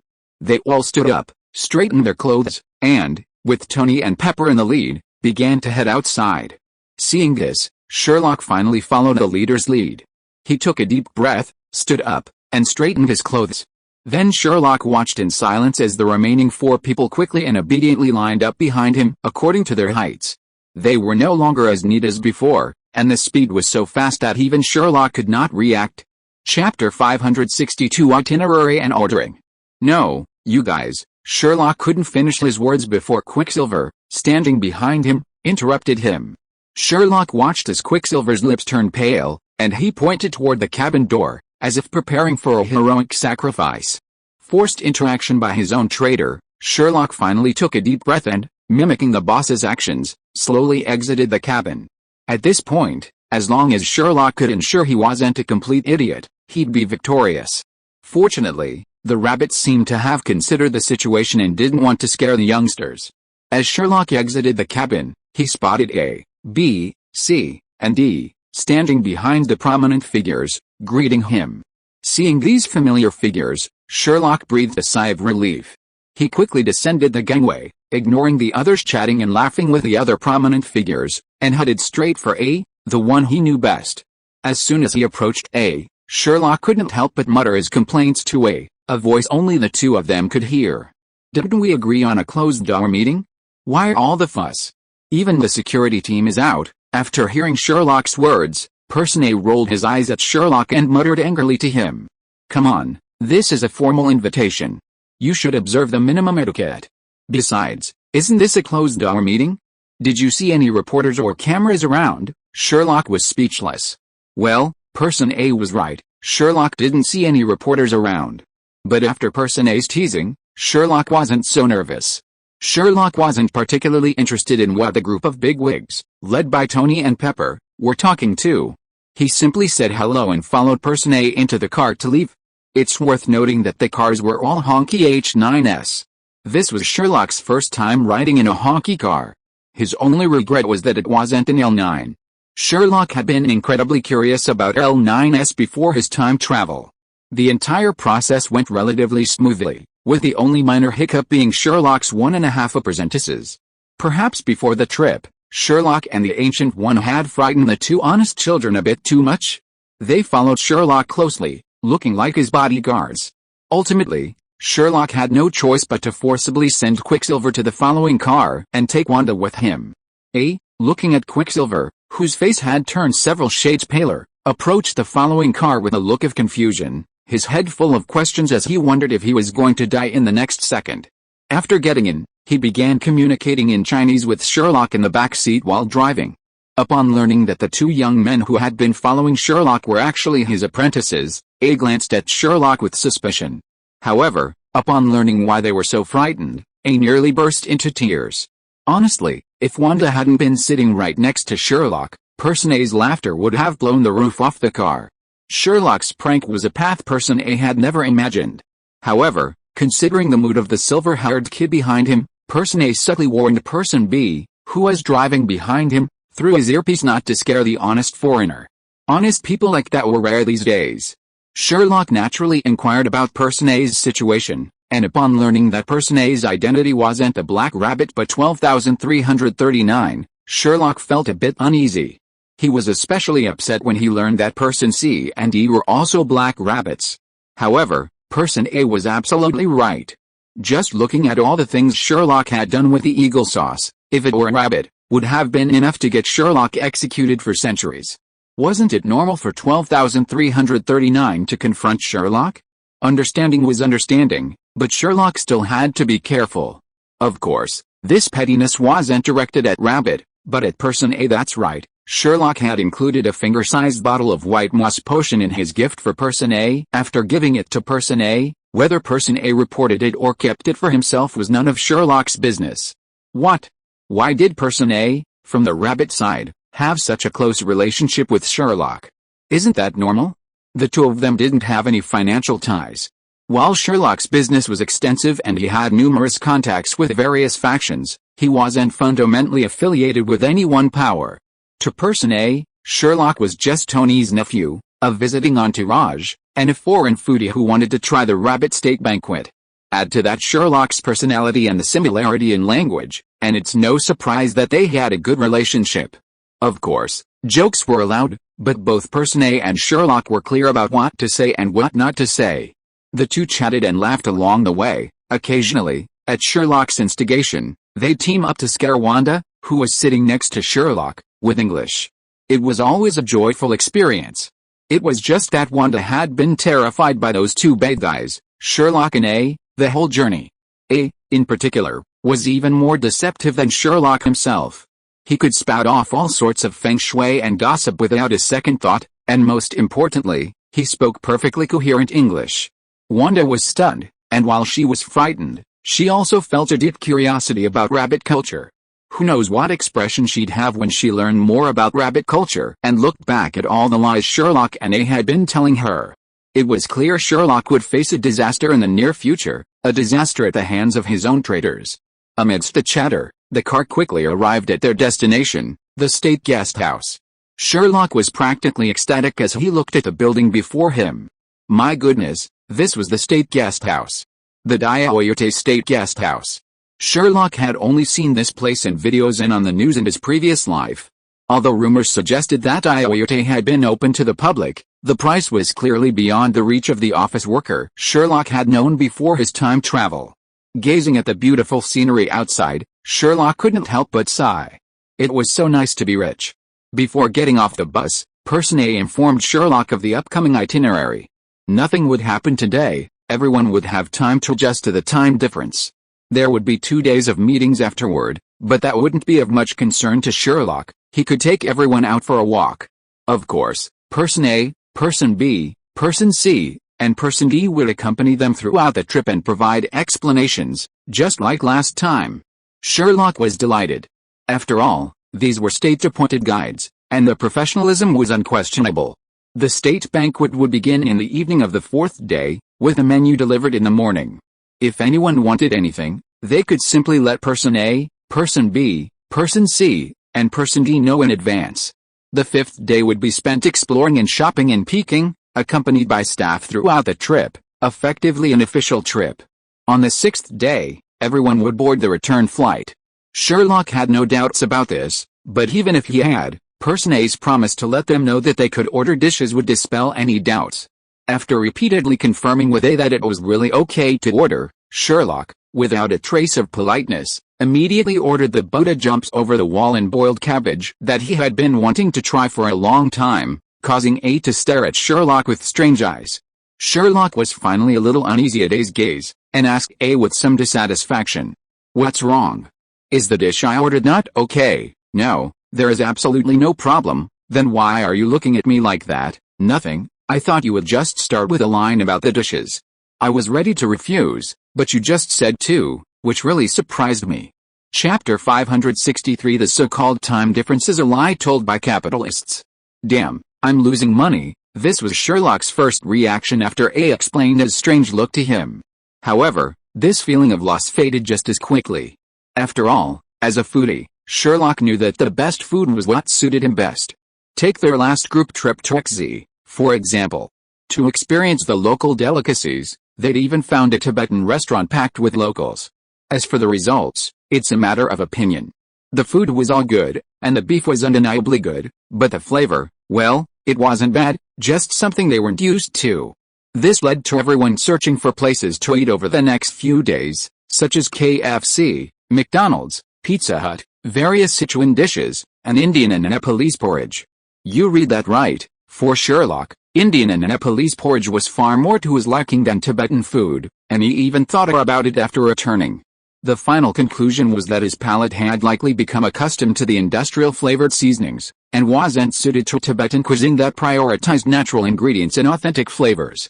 Thinking of this, Sherlock rolled his eyes at A in annoyance, then turned with a haughty air and led the others back to his room. It was definitely not the case that Sherlock, a country bumpkin, had no idea what else the banquet had to offer besides these two dishes. Absolutely not. Of course, if possible, Sherlock would have loved to try the orchid bear paw, the winner of the first national culinary competition. But that would have been a real punishment for Rabbit. After much deliberation, Sherlock decided not to continue his trouble. Seeing Sherlock and the others leave, A finally breathed a sigh of relief. After all, according to the itinerary, this afternoon was one of the few times A could get some rest. After all, having already interacted with Sherlock, A knew all too well the potential for mischief this whimsical foodie could cause. The scene of Sherlock being kicked out of the circle during the previous trip had left an indelible impression on A's young mind. However, A still knew very little about Sherlock. After Sherlock had everyone put their luggage in their rooms, he immediately pulled out his phone, connected to the Wi-Fi, and quickly began discussing A's itinerary with his small group. After 5 minutes of heated discussion and Sherlock's constant pull, everyone unanimously decided to expose A to worldly truth. What truth? The fundamental reason the world progresses is because young people refuse to listen to anyone's advice or instructions, in other words, rebellion. With their actions, they proved that the so-called jet lag was a scam used by capitalists to deceive ordinary people. It was understandable, considering that everyone present was either possessing special skills, or highly skilled practitioners trained from childhood. There was even a magician who had lived for who knows how long, and 2 pure aliens. The time difference wasn't a problem for them at all. In the small group chat, the itinerary they'd come up with successfully caught the attention of the 3 bosses. Now, the 3 bosses, all adept at using their phones, also expressed their desire to go with the young group. What? The 3 bosses all loved this so-called small group. Why was it even called a small group? Well, the reason was simple: Pepper and Tony weren't in the group. When the group was first established, Sherlock was thoughtful enough to consider that they were here for official business, so he didn't bring them along. As for the location on the afternoon's itinerary that caught the 3 bosses' attention, it was simple: Prince Guang's mansion. You might not be familiar with Prince Guang's mansion, but if you replaced the official name with the more popular Hessian mansion, wouldn't everyone know it? Indeed, Sherlock had been strongly recommending the mansion of this corrupt official, a man known to everyone from the Rabbit side, whose life was filled with fascinating experiences comparable to the protagonists of Kittian novels. Especially after Sherlock's explanation of Hessian's past, everyone in the group became curious about this man, who had rigorously adhered to the eagle sauce style of taking bribes a century ago. Not to mention Sherlock's advocacy of a single Prince Gong mansion is half the history of pigtails. It was a bit of a melancholy for Sherlock.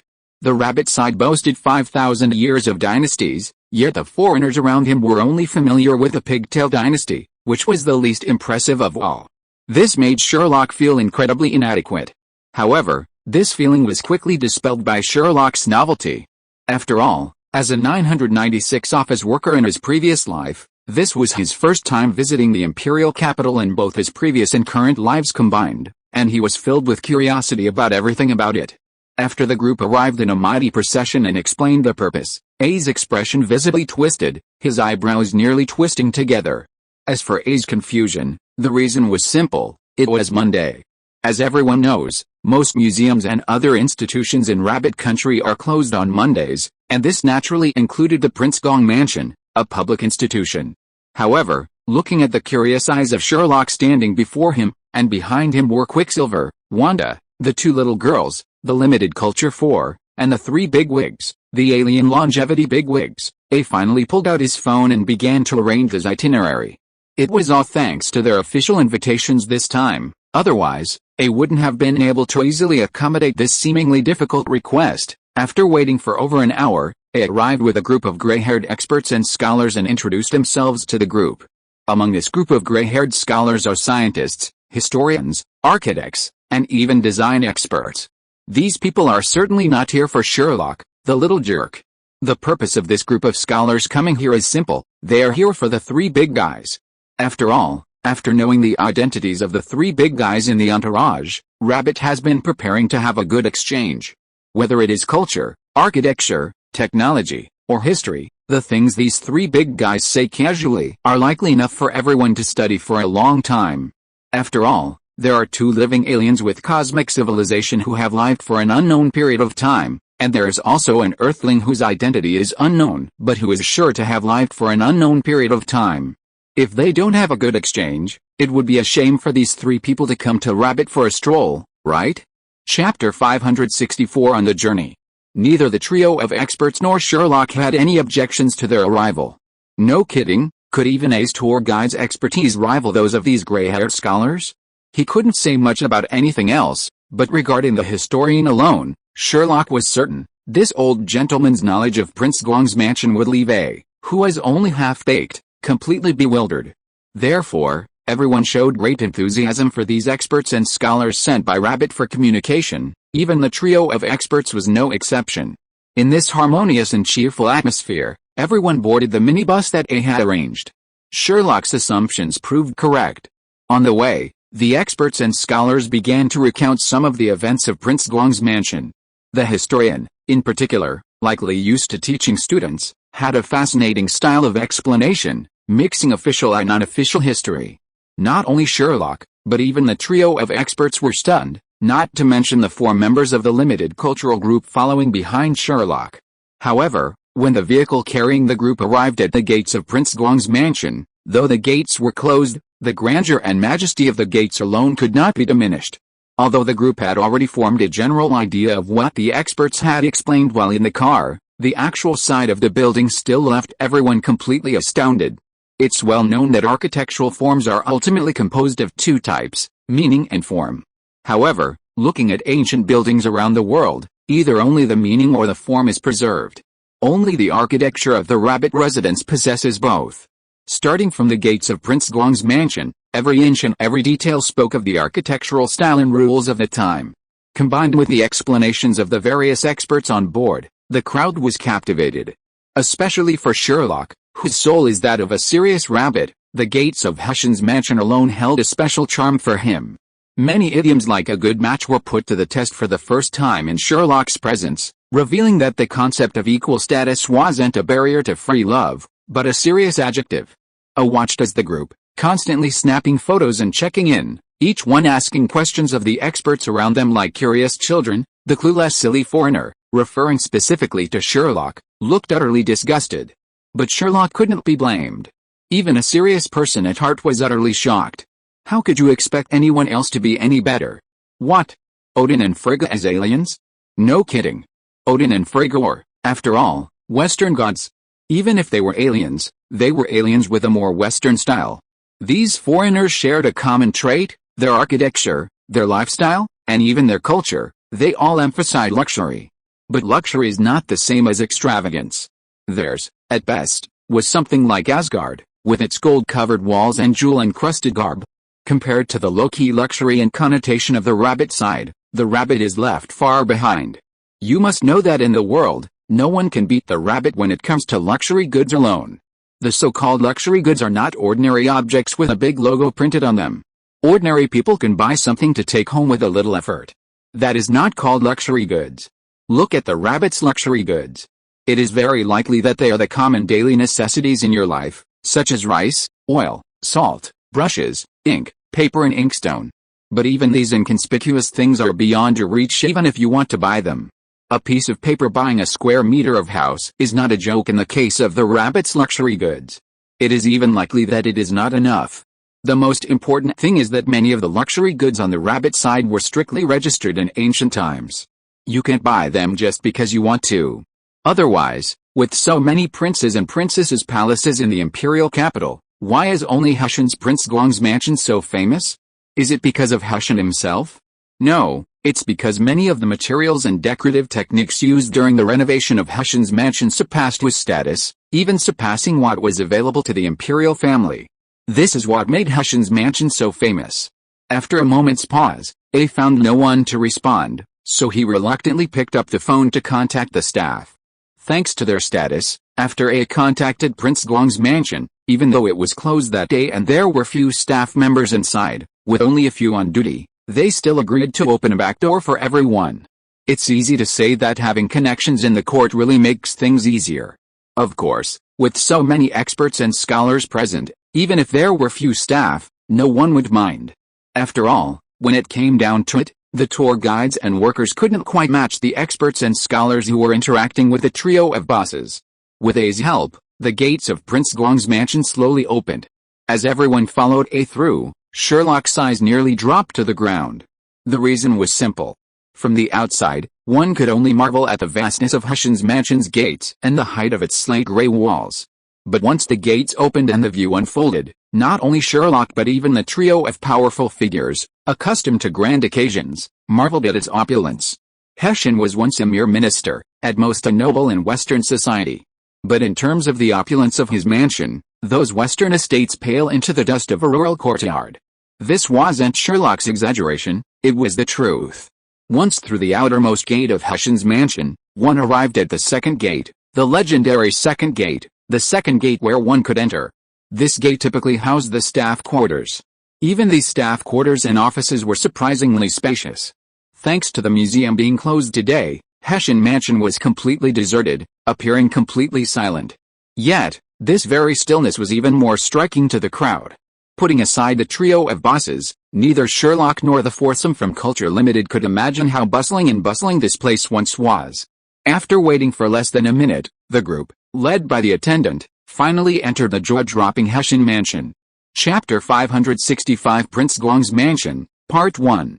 You see, although this was Sherlock's first time in the imperial capital in both of his lifetimes, even as a rabbit, he was somewhat familiar with the Forbidden City, its most famous building. Upon entering the forecourt of Hessian's residence, Sherlock felt a single feeling: familiarity. Not the familiarity of having seen it before, but rather the familiarity of its form. It took a while for Sherlock to understand, as the experts explained it. No wonder it felt so familiar. Wasn't this the forecourt modeled after the Forbidden City's three main halls? While the materials and exterior design were several notches below those of the Forbidden City, the layout and form were practically identical. Of course, that wasn't the most astonishing moment. The most astonishing moment came when Hessian's Ascension Tower, modeled after Emperor Qianlong's residence for himself and his wives, appeared before everyone's eyes. That was golden Nanmu wood. A single piece of golden Nanmu wood would be worth 2.7 billion yuan today. The entire Dengxin Tower's decor was identical to that of the Imperial Palace, even more extravagant.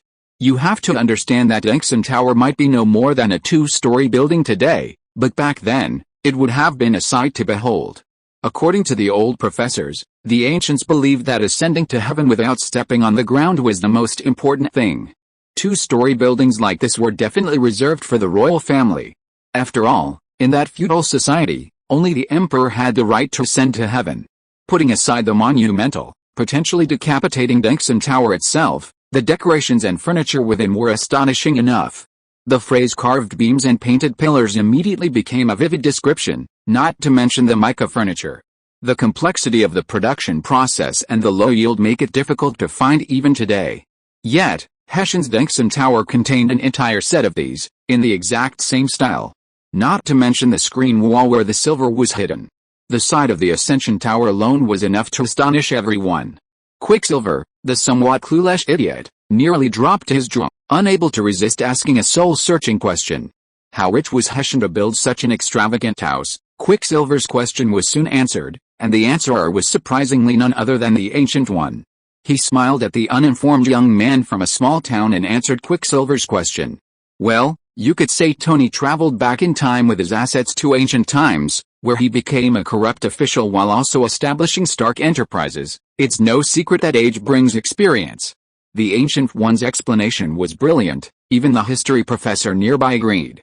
It's worth noting that while Hushin is known historically as a corrupt official, his wealth wasn't entirely embezzled. A significant portion came from his dealings. The real Hushin wasn't just a corrupt official, but also a successful businessman. This was immediately confirmed after the group passed through the Ascension Tower and arrived at Hushin's treasure house. In Sherlock's words, what kind of good person would build a massive structure specifically to house their treasures? Even Tony wouldn't be so extravagant. Just how massive was this treasure house? At some point, Hushin's mansion was converted into a school. And this treasure house served as the school's dormitories. Imagine a school dormitory filled with all sorts of rare treasures, gold and silver. The mere thought is enough to astound. Upon learning about this treasure house, Wanda and Quicksilver came to a startling conclusion. What the Ancient One had said was completely wrong. Hushin was undoubtedly much richer than Tony. This was confirmed after the group followed the experts and scholars to Hushin's back garden. Do you know what it means to enjoy life? Do you know what it means to experience a new scene with every step, and to appreciate every detail? Just visit Hushin's house and you'll find out. Sherlock was even sure of one thing: even the Imperial Garden behind the Forbidden City was probably not as interesting as Hushin's back garden. Pavilions, towers, theaters, and rain pavilions were all available. The most exaggerated thing was that Sherlock actually saw a courtyard full of bamboo in Hushin's mansion. You have to know that this is the capital of the rabbits, the northern land. There is actually an entire courtyard planted with bamboo. God knows how much manpower and material resources this thing has consumed to survive the cold winter in the imperial capital. Not to mention the pavilion in the center of the lake, the Tehu stones, and the winding water pavilion. Looking at all this, Wanda's mouth never closed. When Wanda arrived in front of the so-called the most blessed rockery in the world, listening to the introduction of those experts and professors, Wanda could no longer hold back. She pulled Sherlock and asked a question that she had been thinking about for a long time but couldn't figure out. You say this place must have been so luxurious and bustling. Sherlock listened to his good apprentice's generosity, looked at the Hushin mansion, now deserted due to closure, and then glanced at the people around him who were listening attentively and constantly taking photos and checking in. After a moment's thought, a faint, doting smile appeared on his face. Looking at his good apprentice beside him, Sherlock asked a question with a hint of mystery. Would you like to see what this place used to look like? What? Sherlock's question was not loud, but it caused the entire place to fall silent. Everyone looked in Sherlock's direction, seemingly confused as to what he meant by the question. Even Wanda, Sherlock's own apprentice, looked at Sherlock with a bewildered expression, tilting her head slightly as if she was confused by Sherlock's question. Seeing Wanda's adorable expression, Sherlock reached out and rubbed his good apprentice's head, then asked the same question again.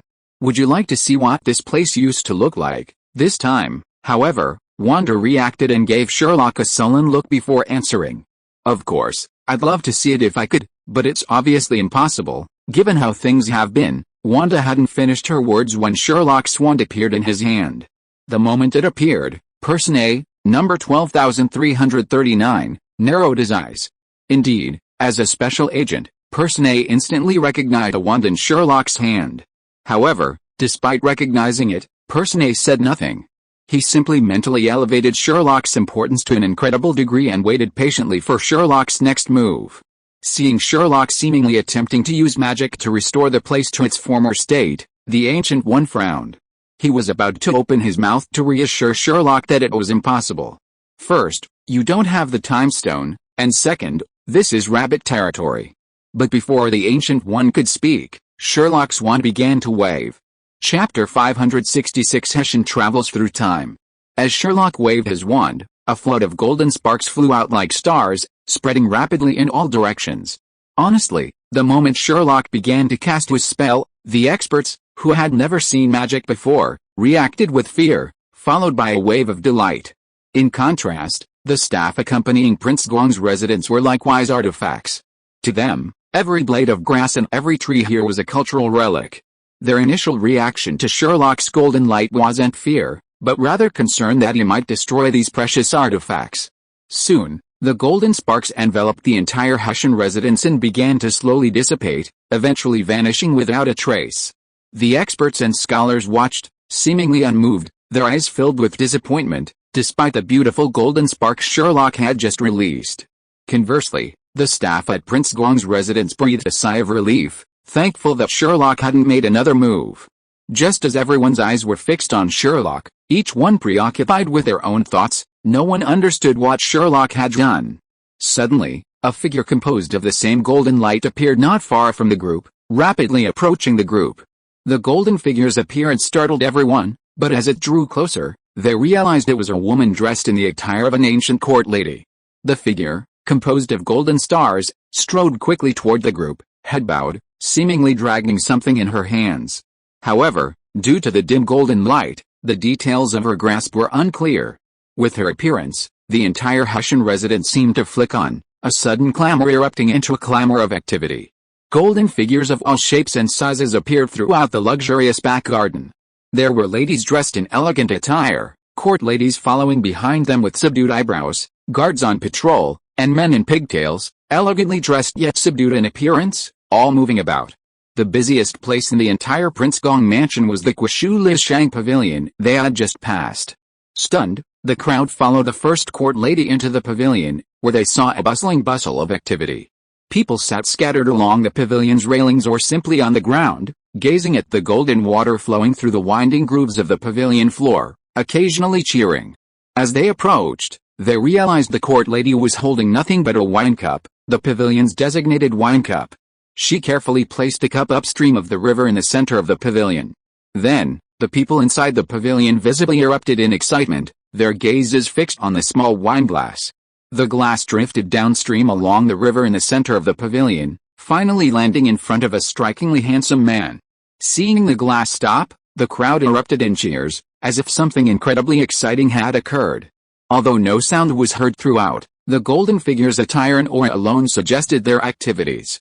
Unlike the foreigners behind Sherlock, everyone on Rabbit's side, from the staff of Prince Gong's mansion to the experts accompanying them, became excited, some even taking photos with their phones. Unlike this excited crowd, the professor, who had been incredibly lively throughout the entire process, stared intently at the scene inside the pavilion. After a long pause, the professor's face visibly grew agitated. With a trembling hand, he pointed at the man who had been booed by the glass landing in front of him and spoke. "I know. This is Feng Xinyand. This is Hessian's son." The old professor's words seemed to flick a switch. In an instant, the professors and scholars erupted in excitement, their eyes gravitating towards the golden figure that kept appearing and disappearing around them, as if searching for something. Even Sherlock and his companions were no exception. After all, for many, history is like the words in a history book. Whether in pictures or words, it's difficult to describe a person. Nothing is more exciting than seeing it with your own eyes. Just like travel, with the advancement of technology, any beautiful scenery can be seen on a screen, and it's very likely that what you see on a screen will be even more breathtaking than seeing it in person. Yet, why is the tourism industry still so prosperous? The reason is simple: with the advancement of technology, humans can only trust their own eyes. No matter the situation, they only want to verify it with their own eyes. Just like now, no one could help but wonder where Hessian was. After all, they had already seen Hessian's son, the consort of the Qing dynasty. No one could help but wonder where Hessian was, and no one would miss the opportunity to see him in person. In an instant, Sherlock and his companions, the rabbit's escort, and even Geo were all running, searching the vast Hessian mansion for its lord, Hessian. Soon, they spotted two figures at the pavilion in the center of the lake. Reflected in the lake, a curtain of golden stars surrounded the pavilion, adding a touch of grandeur to the already luxurious space. In the center of the square pavilion, a golden star-shaped chair sat atop it. A golden figure, a woman holding something, stood behind her. In front of this seated figure stood a veiled, graceful woman, earnestly strumming a guqin, a musical instrument composed of golden stars, before her. After witnessing the scene, even the most clueless of the present understood the identity of the figure in the pavilion. The old history professor even pointed a trembling finger at the figure in the pavilion, listening to the guqin and sipping tea, and tremblingly called out the figure's identity. "Hessian. That's Hessian. Niu Hilu Shanbao, Hessian's real name, Hessian." If you're listening to this novel on a channel other than Fanfic World, it means they downloaded and uploaded it without effort. We cordially invite you to visit our channel, Mundo Fanfic Novelis. There you'll find the original version of this story and you can explore many other novels of various genres. We're waiting for you to immerse yourself in a world of incredible novels. Chapter 567 Prince Guang's Mansion, Part 2. Unfortunately, due to preservation measures, the current Hessian Mansion's lakeside pavilion doesn't have the same ancient, well-maintained, boat-filled man-made lake as its ancient counterparts. Therefore, despite this, the experts and scholars could only stand on the shore and gaze at the graceful figure within the pavilion from afar. Of course, while most of Sherlock's group could easily cross the small artificial lake to the pavilion, surprisingly, no one took action, not even Sherlock, who always preferred to watch the action. But Sherlock's inaction wasn't to blame. Consider the scene before him. A gentle breeze gently rustled a thin veil composed of tiny golden stars. Within the veil, a handsome man, seemingly slender and elegant from afar, calmly sipped tea and listened to the zither. The man, the ladies behind him, and the zither player, combined with the golden light of the veil, created a tranquil and calm atmosphere, a stark contrast to the bustling atmosphere elsewhere. It was as if the whole house, whether it was the bustling theater or the lively Guishu Lishang pavilion, could not affect the man. No matter how much Sherlock liked the hustle and bustle, the scene in front of him gave people a feeling that made people reluctant to disturb. Anyway, Sherlock simply couldn't bear to disturb. But there is one thing Sherlock can be sure of, that is, TV dramas are definitely harmful. God damn it, just by looking at it from a distance, one thing can be confirmed, that is, Hessian's appearance is definitely not worse than the idols that can make all kinds of girls crazy nowadays. It is not an exaggeration to say that Sherlock feels that compared with those idols, Hessian is definitely better. If Hessian were alive now, and accidentally entered the entertainment industry, he might even be able to compete for the position of the most popular player on the planet. Anyway, he will definitely not look like Teacher Wen Gang. His figure alone is doomed to be impossible. Furthermore, according to the seemingly excited expert, the TV drama performed by the Iron Triangle was completely fabricated. Historically, Hessian's official position was higher than Jizai Island's, and he was even Jizai Island's direct superior. The scenes in the TV drama would never have occurred. Sherlock's magic lasted for approximately half an hour before slowly fading amid the professor's reluctant gazes. Even that half hour was enough for the experts and professors to gain a great deal. This was, after all, the most authentic ancient image possible. From servants to masters, everyone was brought to life by Sherlock's magic. Putting aside the lost rules and regulations and the difficult-to-verify clothing, simply witnessing Fen Xinyin's appearance was a significant achievement. This was no exaggeration. Even in modern times, verifying the true appearance of ancient people is difficult. After all, even photographs can be photoshopped, and who knows if the painters would have embellished their portraits. The most classic example is Zhu Yuanzhang, the founding emperor of the Ming dynasty, who started with a bowl and ended with a dynasty. Countless portraits of Zhu Yuanzhang exist throughout history, the most famous being the one depicting him with a shoehorn face. However, many depictions depict a powerful, large, dark figure, and no one can determine which is the truest. Therefore, witnessing the ancient figure's appearance with one's own eyes is truly a significant archaeological achievement.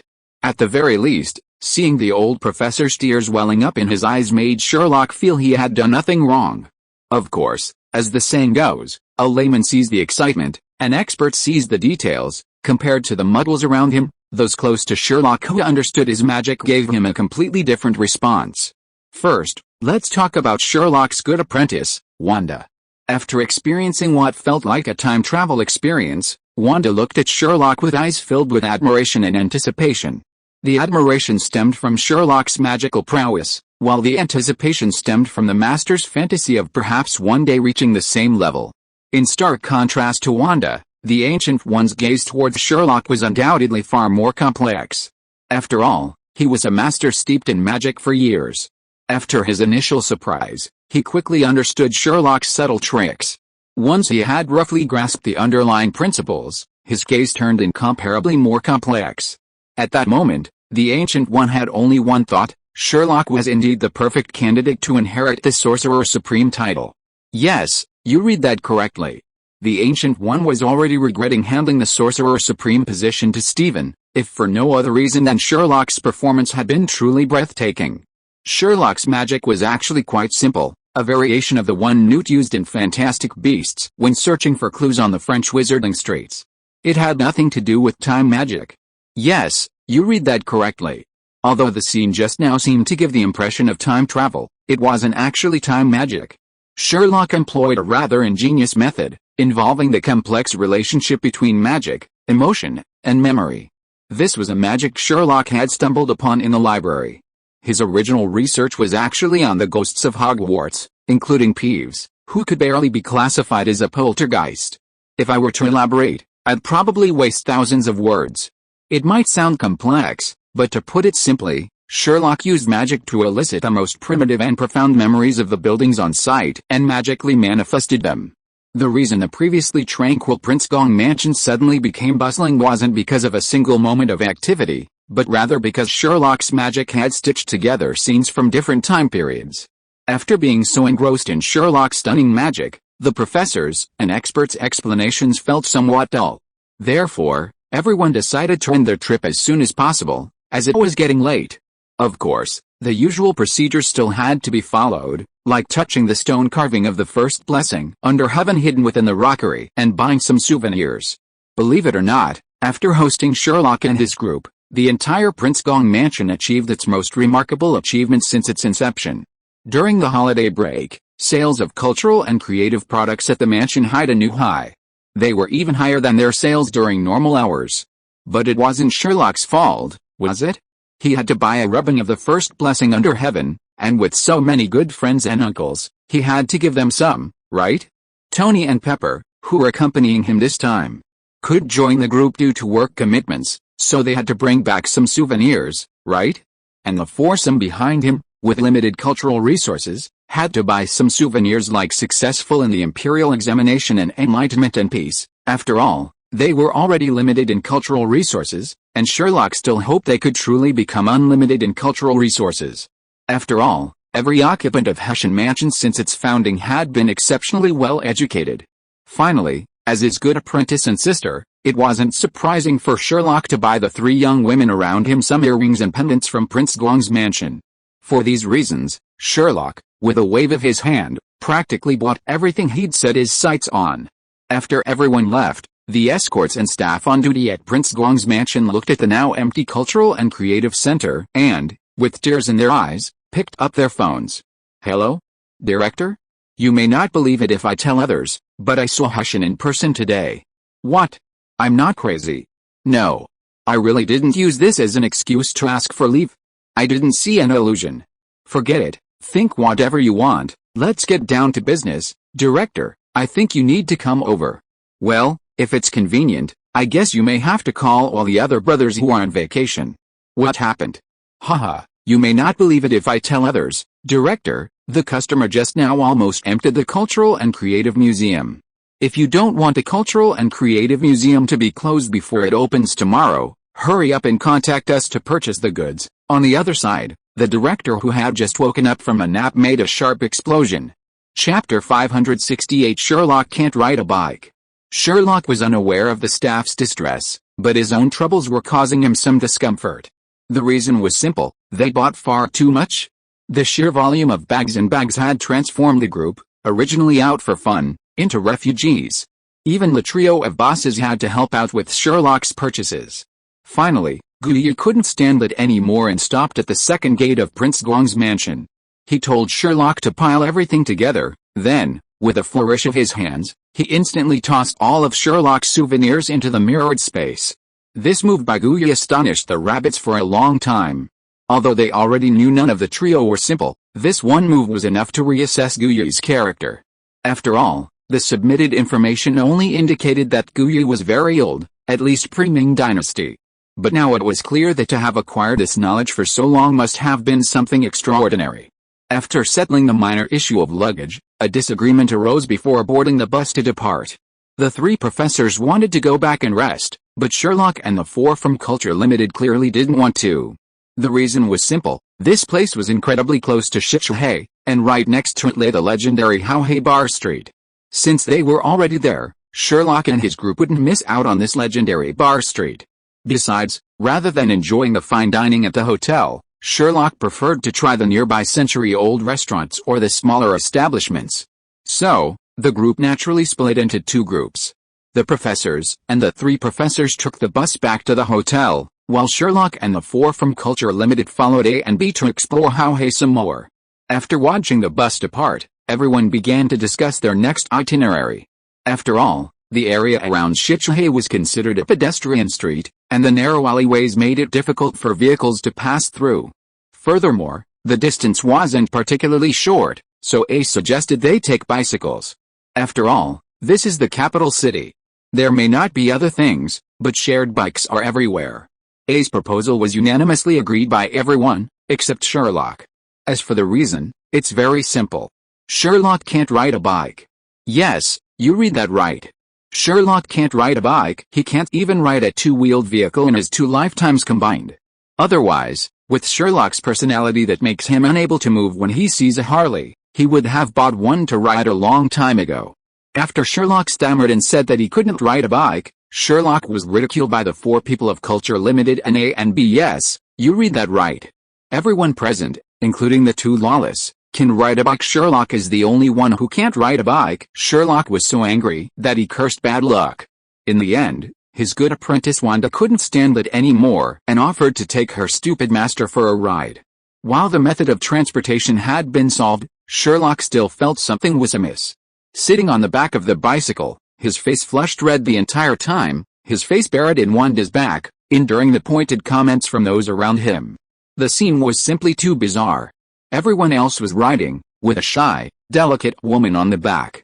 Sherlock, on the other hand, was the complete opposite, a delicate woman on the scooter, with a burly, muscular foreigner sitting behind him. And most importantly, this foreigner looked unusually, shy? It just felt odd. Others didn't know, but Sherlock felt socially frustrated and resolved to learn how to ride a bicycle as soon as he got home. He would never travel again if he didn't. It was too embarrassing. Wanda, however, thoroughly enjoyed riding with her master. With the help of her secret chaos magic, the effort wasn't too much, and she felt a little happy. It turned out her master wasn't the all-powerful person she'd imagined him to be. Feeling Sherlock's scorching face against her back, Wanda's face lit up with a smile. How wasn't much to talk about, just a bunch of folk music bars. The foreigners, besides Sherlock, barely understood anything, not to mention the 2 girls couldn't drink. After grabbing some local snacks along the way, everyone, at Sherlock's suggestion, unanimously decided to visit the Huashan Temple near Haohei. After all, according to A, the fire temple was quite powerful.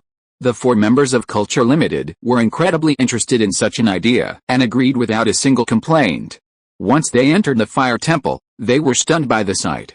No wonder A's Taoist temple was so effective. They must have so many people there. Just based on the incense, Sherlock was certain it was a real gem. After listening to A and B's explanations and lighting a stick of incense for each of them, everyone dispersed to visit their respective temples. Sherlock's choice was simple. He simply chose to offer sacrifices to the deity of safety. Before his time travel, Sherlock would have knelt before the god of wealth temple, but now, having achieved financial independence, he naturally wanted to ensure everyone's safety. After offering sacrifices, Sherlock pondered and decided to ask for talismans for everyone. After all, his friends and family were almost all involved in combat, and simply offering sacrifices was a bit daunting. Upon reaching the talisman counter, Sherlock was immediately shocked by what he saw. Although he had been a well-rounded Taoist before his time travel and considered himself somewhat knowledgeable about Taoism, the scene before him was still somewhat beyond his expectations. Sherlock wasn't familiar with concepts like offending the Tai Sui. Desperate, Sherlock consulted the Taoist priest who sold talismans. The priest looked at the blonde, blue-eyed foreigner discussing Taoism in fluent Chinese with him, and his expression was somewhat quizzical. But despite his oddities, the Taoist priest was a kind person, patiently answering Sherlock's questions. The 2 of them even spent a long time collectively researching, ultimately determining the zodiac signs of everyone around Sherlock. Naturally, Sherlock wasn't stingy. After the Taoist priest's help, Sherlock promptly gave each of his friends who were expected to be in trouble with the Tai Sui year a talisman to dispel the Tai Sui influence, along with a safety charm. Whether or not it worked, it was a comfort to Sherlock, Who wouldn't want the health and safety of those around them? By the time Sherlock, carrying a large collection of his gifts, reached the temple's gate amid the Taoist priest's bewildered exclamation, "Has it even spread overseas?" he realized that almost everyone had already gathered, save for his beloved disciple Wanda. Chapter 569 Wanda worships Yu Lao. If the same situation had happened to the Eagle Sauce, everyone would probably have panicked. But thankfully, this was rabbit territory, so everyone felt reassured.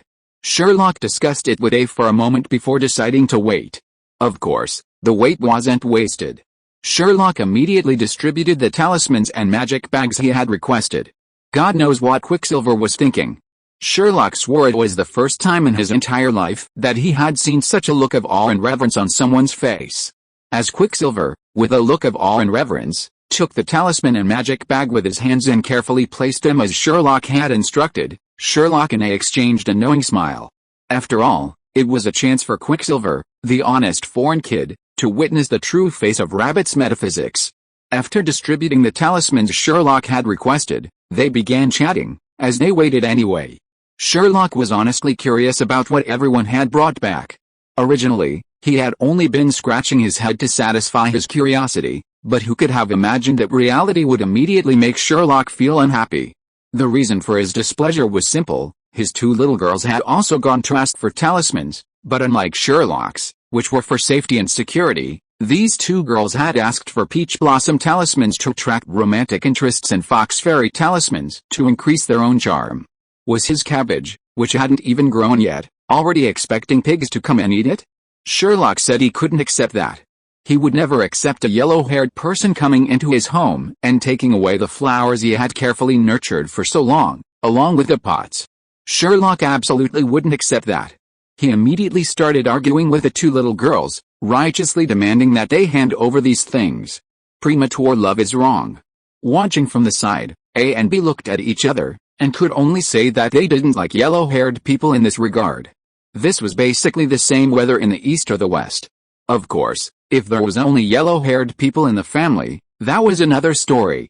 The crowd argued for a while over the two girls' spells, but Sherlock finally pulled out his wand and, with his magical advantage, triumphed despite the girls' murderous glares.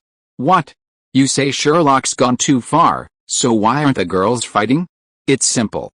While Sherlock may have little respect for the girls, that doesn't mean everyone else doesn't. After Sherlock brought up his 5 uncles, the girls finally gave in. After all, the situation was easier to handle with Sherlock. Who knows what would happen if the 5 uncles found out? The thought of them all taking turns giving them ideological and political lessons sent a chill down their spines.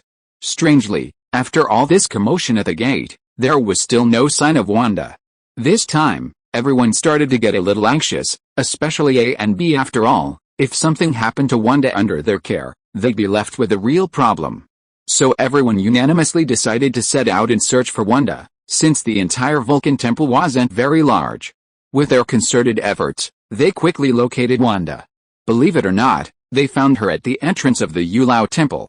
Clearly, she had just returned from worshipping the Yu Lao. This, in turn, caused Sherlock to look at his apprentice with a complicated expression. It felt like a child growing up and wanting a partner. Sherlock glanced at the endless line at the Yu Lao temple, its predominantly female members, and then at Wanda, whose face flushed as if she'd been caught having a secret love affair. Finally, he sighed in resignation. Then, with a serious expression, he approached Wanda and spoke earnestly. Wanda, as my apprentice, I want you to promise me something. Facing Wanda's puzzled expression, Sherlock continued. Master has no objection to your desire for love, but you must promise me that even if it's a relationship, please only fall in love with someone who is more or less normal. 3. Not to mention Wanda, even Quicksilver and the two girls behind him looked at Sherlock with puzzled expressions, seemingly confused as to what he meant. After all, they were in love, so they must be normal. What kind of good person would always push their physical limits like the third brother, boldly expressing their love for animals of different species? Did they really believe that reproductive isolation and Darwin's theory of evolution didn't exist? Seeing that no one seemed to understand what he meant, Sherlock scratched his head anxiously. Finally, he gritted his teeth and made up his mind to explain the matter more clearly. So, my dear disciple, I don't care who you date, but there's one thing you can't hide from me. As my disciple, I have the obligation to keep an eye on you for your future. And one more thing, I absolutely will not approve of you being with that ridiculous vision. I advise you not to even think about it. You're both different species." The first half of Sherlock's words made sense, and Wanda was quite touched, blushing slightly as she looked at Sherlock.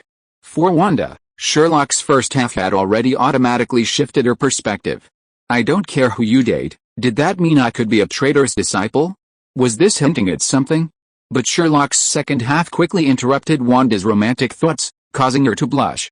It's amazing how everyone, save for A and B, who didn't understand the situation, instantly understood Sherlock's nonsense. A and B, in particular, though unsure of what was going on, quietly approached Quicksilver out of curiosity and whispered a question. "By the way, are you foreigners also adopting the Grand Chamberlain's tactics?" Though A and B's voices weren't particularly loud, Wanda happened to overhear them. Wanda's already slightly flushed face darkened completely at A and B's words. Her previous blush might have been due to shyness, but this time, it was likely fueled by the anger of Sherlock and A and B resisting the urge to teach her foolish master a lesson. Wanda rolled her eyes at Sherlock and stormed off. Sherlock, still unsure of what was happening, muttered in horror. "Oh no. Could it be I was right?" Before anyone could react or try to stop him, Sherlock hurried after Wanda. As experienced individuals, A and B pondered the situation for a moment before almost immediately grasping what had happened. They exchanged a tacit glance, each revealing a hint of helplessness. How should one put it? This relationship felt both complicated and familiar. Like a gender-swapped Xia along Yuan Yang Guo? Forget it, let's leave it to these young people. With this in mind, the two quickly called for the others to catch up. Chapter 570, A Trip to the Old Summer Palace. After this bizarre incident, the group decided not to continue their wandering. After a traditional meal of imperial copper pot mutton hot pot, A and B led the group back to the hotel. A and B had already considered today a busy day. They had already taken everyone through everything they should and shouldn't see. Even if tomorrow's outrageous sights were any more outrageous, they wouldn't be any worse. Clearly, A and B had underestimated Sherlock's outrageousness. Early the next morning, the three big boss groups began their meticulous academic discussions with experts and scholars, as planned. Pepper and Tony also began working with Rabbit, leaving only Sherlock and the four members of Culture Limited to wander around. A and B had assumed that today's itinerary would, at most, encompass sites like the Forbidden City, Tiananmen Square, or the Temple of Heaven, or perhaps even a visit to a place like the Lama Temple. Nothing unexpected would happen. However, upon receiving Sherlock's itinerary, A and B's expressions immediately changed to a state of confusion. The reason for this strangeness was simple. Any rabbit was familiar with the gate at Sherlock's first stop today. It was every rabbit's pain point, the Old Summer Palace. A and B racked their brains, unable to understand why Sherlock had chosen the Old Summer Palace as their first stop. Even more puzzling was Sherlock's intentions in the Old Summer Palace, knowing he was a wizard. And wizards are famous for restoring dozens of city blocks destroyed in the Battle of New York before the entire world's eyes. Could this guy, Sherlock, be repairing the Old Summer Palace? Honestly, despite the alluring thought, A and B approached Sherlock without hesitation. After all, for a rabbit, restoring the Old Summer Palace, while tempting, was something they absolutely couldn't do. After all, it was a historical relic.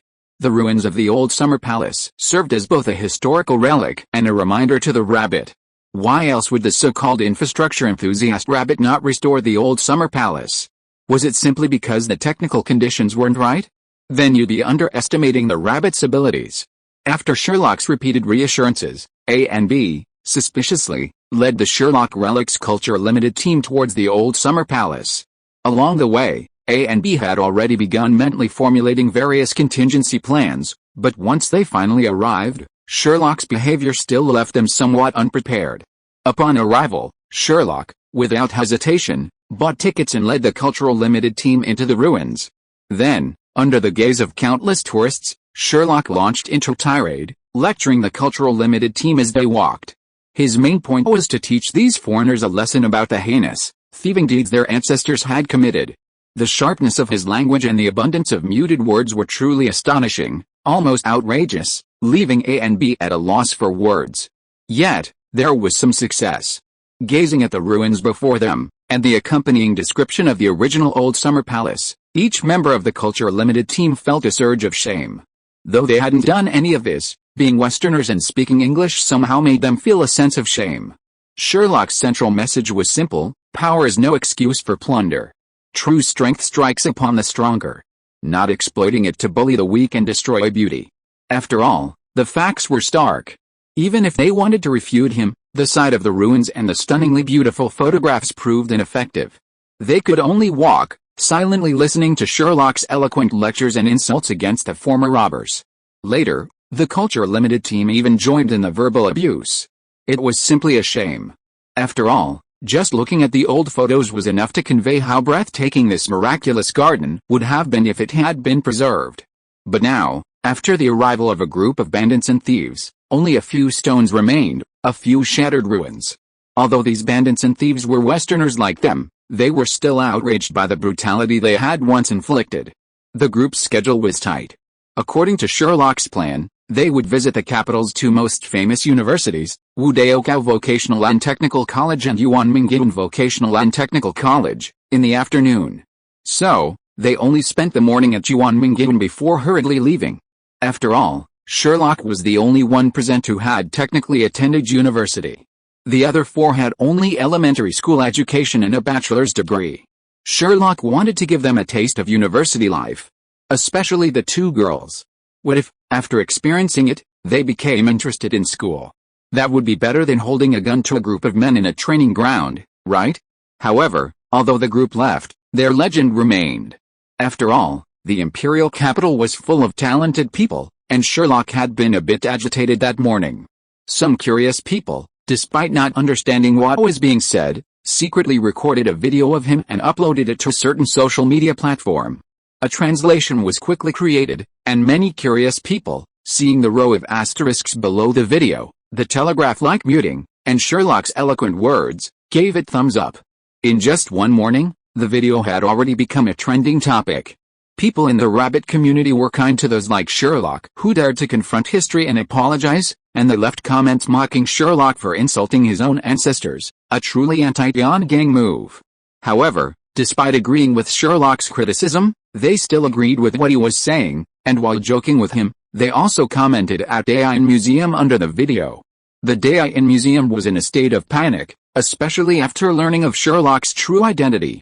After the video went viral on YouTube, coupled with Sherlock's identity, public opinion began to grow. Ultimately, under pressure from public opinion, the Daein Museum agreed to return some of the artifacts. Of course, this is all in the future, and Sherlock didn't know about it. But even if he knew, he would have been quietly happy. Currently, Sherlock and his four-member team, led by Cultural Limited, were sitting in the cafeteria of the Wudao Institute of Technology, staring at the students around them in a trance. The reason for their trance was simple: from Sherlock to the two girls, they were all overwhelmed by this group of inhumane academic bullies. God knows how terrifying this gathering place of academic bullies is. Not to mention the English proficiency of everyone, the most crucial thing is that even Sherlock, a pure-hearted contestant, was a little confused by what these academic bullies were saying. Sherlock recognized every word that came out of the casual conversation between these academic masters, but when they were put together, Sherlock just couldn't understand what they meant. There were even some overly professional terms that Sherlock couldn't translate even if he wanted to. Not to mention the remaining four members of the limited culture group. When talking to the students, they always felt like they were being coaxed like children. It was so aggrieved. It can only be said that a school with so many top students per capita is really a bit scary. On the other hand, A and B on the side were very calm, especially A. He was eating and watching Daein at the same time, and he even had the mind to tease Sherlock about being on the trending search. No wonder Sherlock had students constantly come up to talk to him since he entered the campus, and they all encouraged Sherlock and his group as if they were coaxing children. Well, the case is solved. Chapter 571: The Four People Educated by Dao Zi. It turns out that often, events don't always unfold according to human will, like this trip to the university. Sherlock's original intention was to let his two girls experience the university atmosphere, hoping they'd temporarily put down their weapons and return to normal life. But unfortunately, those who should have been influenced didn't, and instead, those who shouldn't have been influenced did. Yes, you read that correctly. The two girls' biggest takeaways from their university trip were, The beautiful scenery, the beautiful selfies, the ease of using photos, and the polite and welcoming students. Other than that, they had no desire to attend school at all.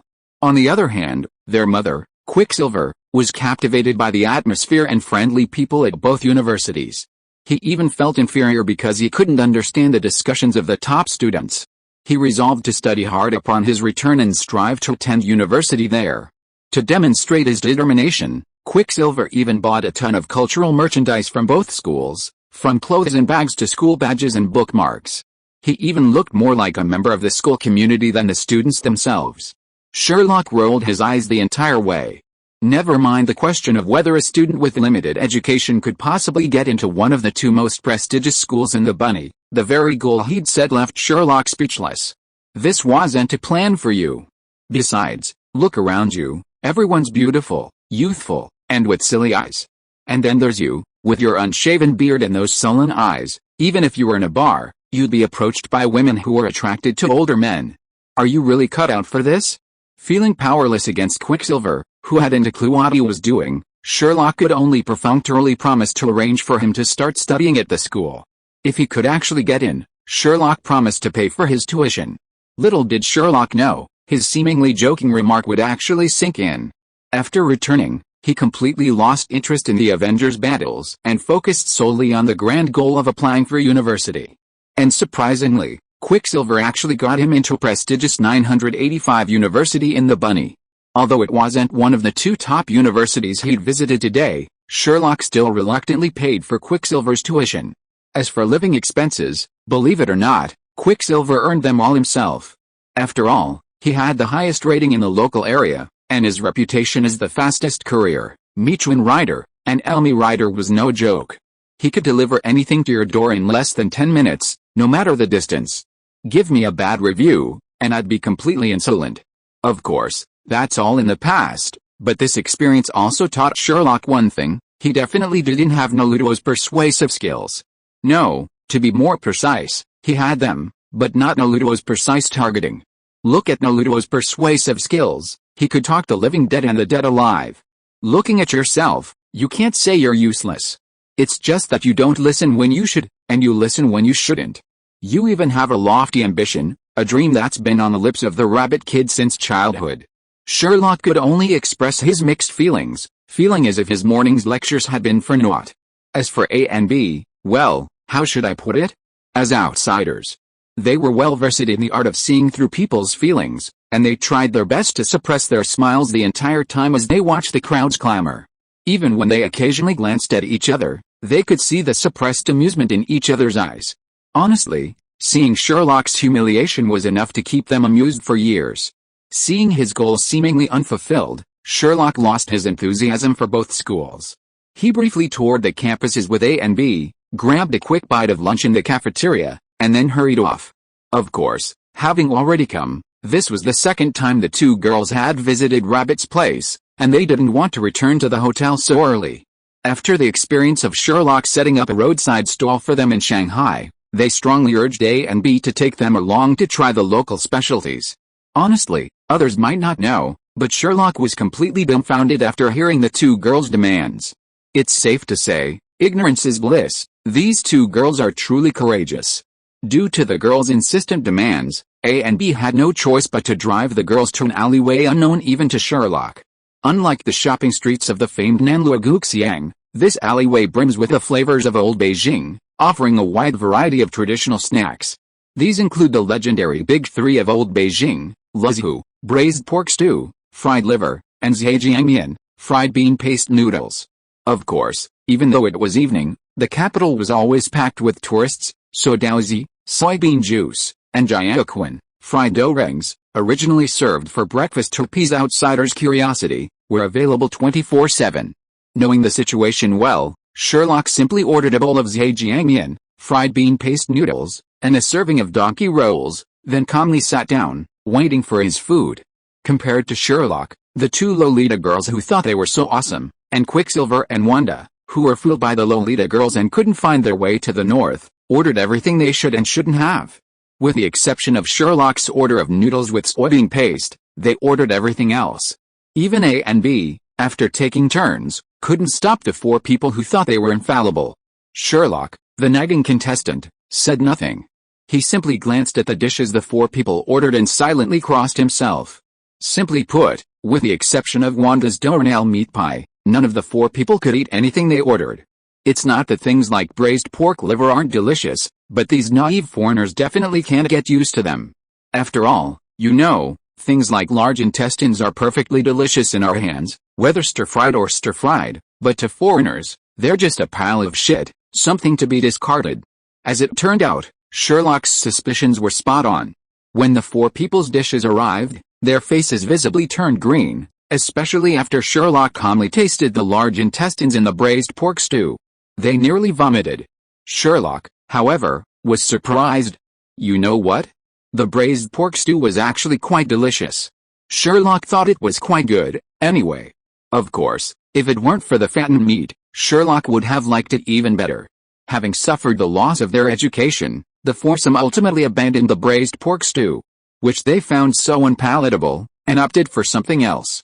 Compared to the braised pork stew, the stir-fried liver, Sherlock's noodles with soybean paste, and the fried dough sticks all satisfied everyone's tastes, at least to a reasonable degree. Of course, the MVP was, of course, the doornail meat pie that Wanda ordered. The small patty was shared among the four, and they all gave it a unanimous thumbs up. This meal, which was barely a success, was ruined by the bean juice that everyone mistook for a thick soup. That's right, after taking a sip of the bean juice, the four people spat out whatever they had just eaten. Chapter 572 The Four-Person God Worship Plan. Watching the hilarious scene before him, Sherlock laughed so hard his tonsils showed. You can't help but understand the internet saying that the biggest morning delight for BJ locals is watching outsiders drink dowsy. It's truly fascinating. You can clearly see the dowsy drinkers' initial anticipation, followed by a wave of doubt as the drink enters their mouths, then a swift shift from doubt to doubt, before their entire face contorts as they drop their bowls, cover their mouths, and search for a trash can. No wonder there's a trash can next to every table. It seems the owner anticipated this. If it happened to an ordinary person, this might just be a laugh, but for this quartet, it's pure laughter. Just imagine, Marvel's renowned Scarlet Witch, the speedster Quicksilver, Hit Girl Mindy, and Lorna, nominally Magneto's daughter, four of the future's most powerful fighters, were collectively defeated by a mere bowl of dowsy. Just thinking about it was hilarious. Sherlock even had the tactless grace to take a photo of the four people's discomfiture. I can't say anything else, but when they become famous, Sherlock will definitely bring it out every now and then to reminisce about it. This thing will give Sherlock enough laughs to last him a lifetime. And that wasn't the funniest part. The funniest thing was, when the two girls finally recovered, their first reaction was to wonder if Sherlock, A, and B had teamed up to play a prank on them, deliberately bringing them to eat this thing just to make them laugh. This was really unfair to A and B. The two 5 feet 8 inches tall men acted like two aggrieved young wives when the girls questioned them. What the hell does this have to do with us? We tried to persuade you to come when you wanted to, and we tried to persuade you again when you ordered it. Now you're asking for trouble and you're blaming us for your own misfortune. Honestly, if it weren't for the hidden dragons and crouching tigers of the capital, there would be plenty of people who could understand full English conversations. Many people would have stood up to defend A and B, explaining that this was how dowsy tasted. They might have really suffered this injustice. In the end, Sherlock stood up and harshly criticized the four people for not even making any strategic plans, for not even doing any initial research or intelligence, for blindly acting recklessly, and for finally blaming others when things went wrong. This brought the farce to a reluctant end. Of course, even though it ended, Sherlock's noodles were not saved. The four people had just vomited everything they had eaten and now had no appetite, so they simply shared Sherlock's noodles. Poor Sherlock could only silently eat his relatively good-tasting braised pork. Before leaving, even Sherlock couldn't help his curiosity. After all, before crossing over, Sherlock knew that dowsy was unpalatable, but he had never tried it in his 2 lifetimes. Now that he was here, and it was right in front of him, Sherlock wanted to try it. So before leaving, Sherlock took a sip of the dowsy while no one was paying attention. How can I describe the taste? It's like drinking a sip of swill from a barrel of swill in the dog days of summer. Well, Sherlock vomited too. Luckily, Sherlock was well prepared. He only took a small sip to taste it, then immediately threw up. To suppress the swill taste, Sherlock even secretly hid a piece of donkey roll. With these preparations, Sherlock didn't vomit up everything like the cultural limited four, who ate a lot. But even just a small sip of Dowsy was a surefire way to blacklist Sherlock's diet. Sherlock couldn't even fathom the mindset of the first person to try it. In Sherlock's opinion, it could even be used for torture. Sherlock hadn't expected that this small bowl of Dowsy would be more useful than his trip to the university that afternoon.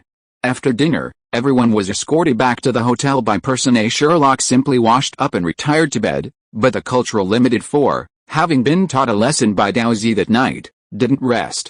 Late in the night, the four of them created a small group of just 4 people and, unleashing their youthful initiative, began searching relentlessly for travel guides to the capital.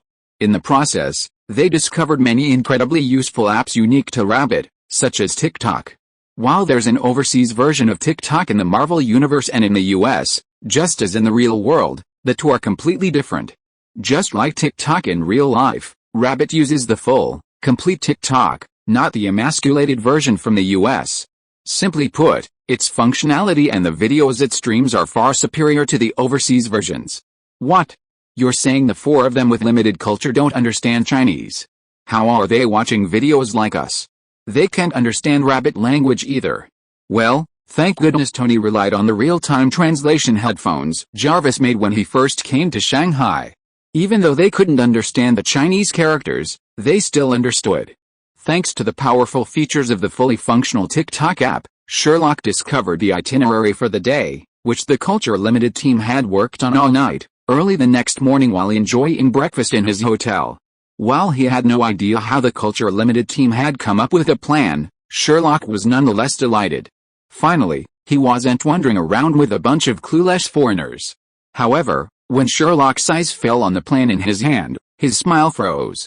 The reason was simple: the itinerary didn't look like a travel plan, but more like a prayer plan. Who would travel to the Lama Temple in the morning to pray, the Confucius Temple at noon, and the Imperial College in the afternoon to learn about talent? Are you sure you're here to travel and not just to worship? Crucially, the plan clearly outlined the purpose of each location, along with comments from netizens. The Lama Temple, in particular, even clearly stated the legendary requirement to submit ID to make a wish and that transfers were not accepted. Sherlock exclaimed, "Wow, when did the reputation of the Lama Temple's trainee deities constantly adjusting wishes spread abroad?"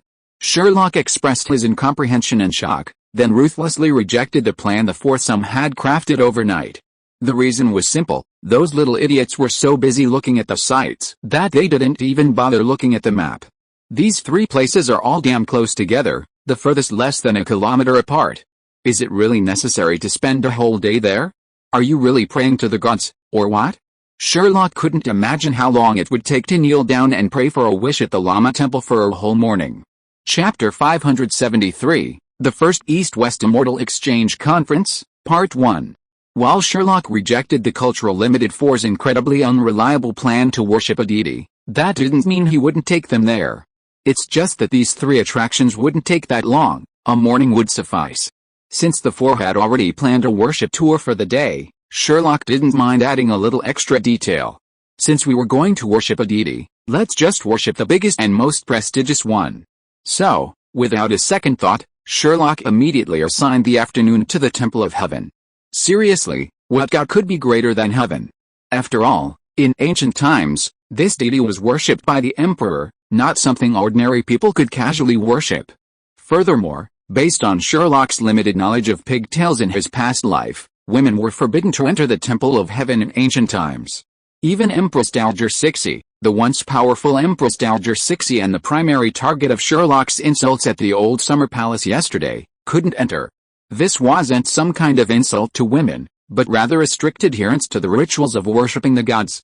The entire Temple of Heaven was constructed according to the principles of the 5 elements and the 8 trigrams. Heaven represents yang, earth represents yin, and men represent yang, while women represent yin. From its inception, the entire park exuded a yang element.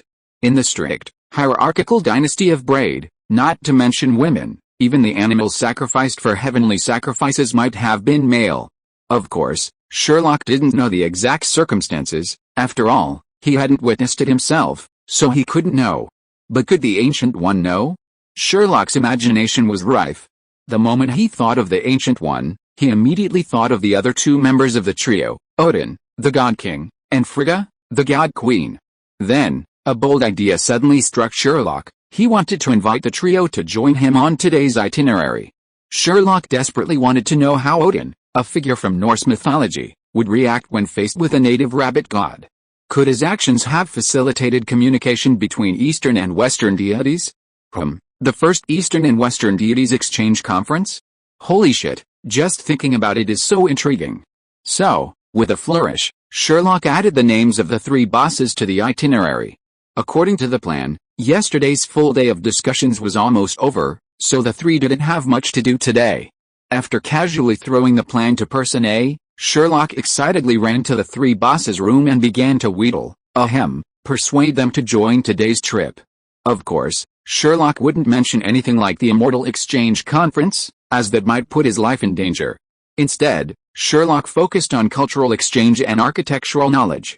After all, whether it was the Lama Temple, the Imperial College, or the Confucius Temple, they were all legitimate buildings that served the imperial family in ancient times.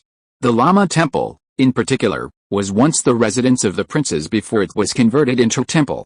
Completely unaware of Sherlock's ulterior motives, the three bosses readily agreed to join, leaving Person A with a plan in tow.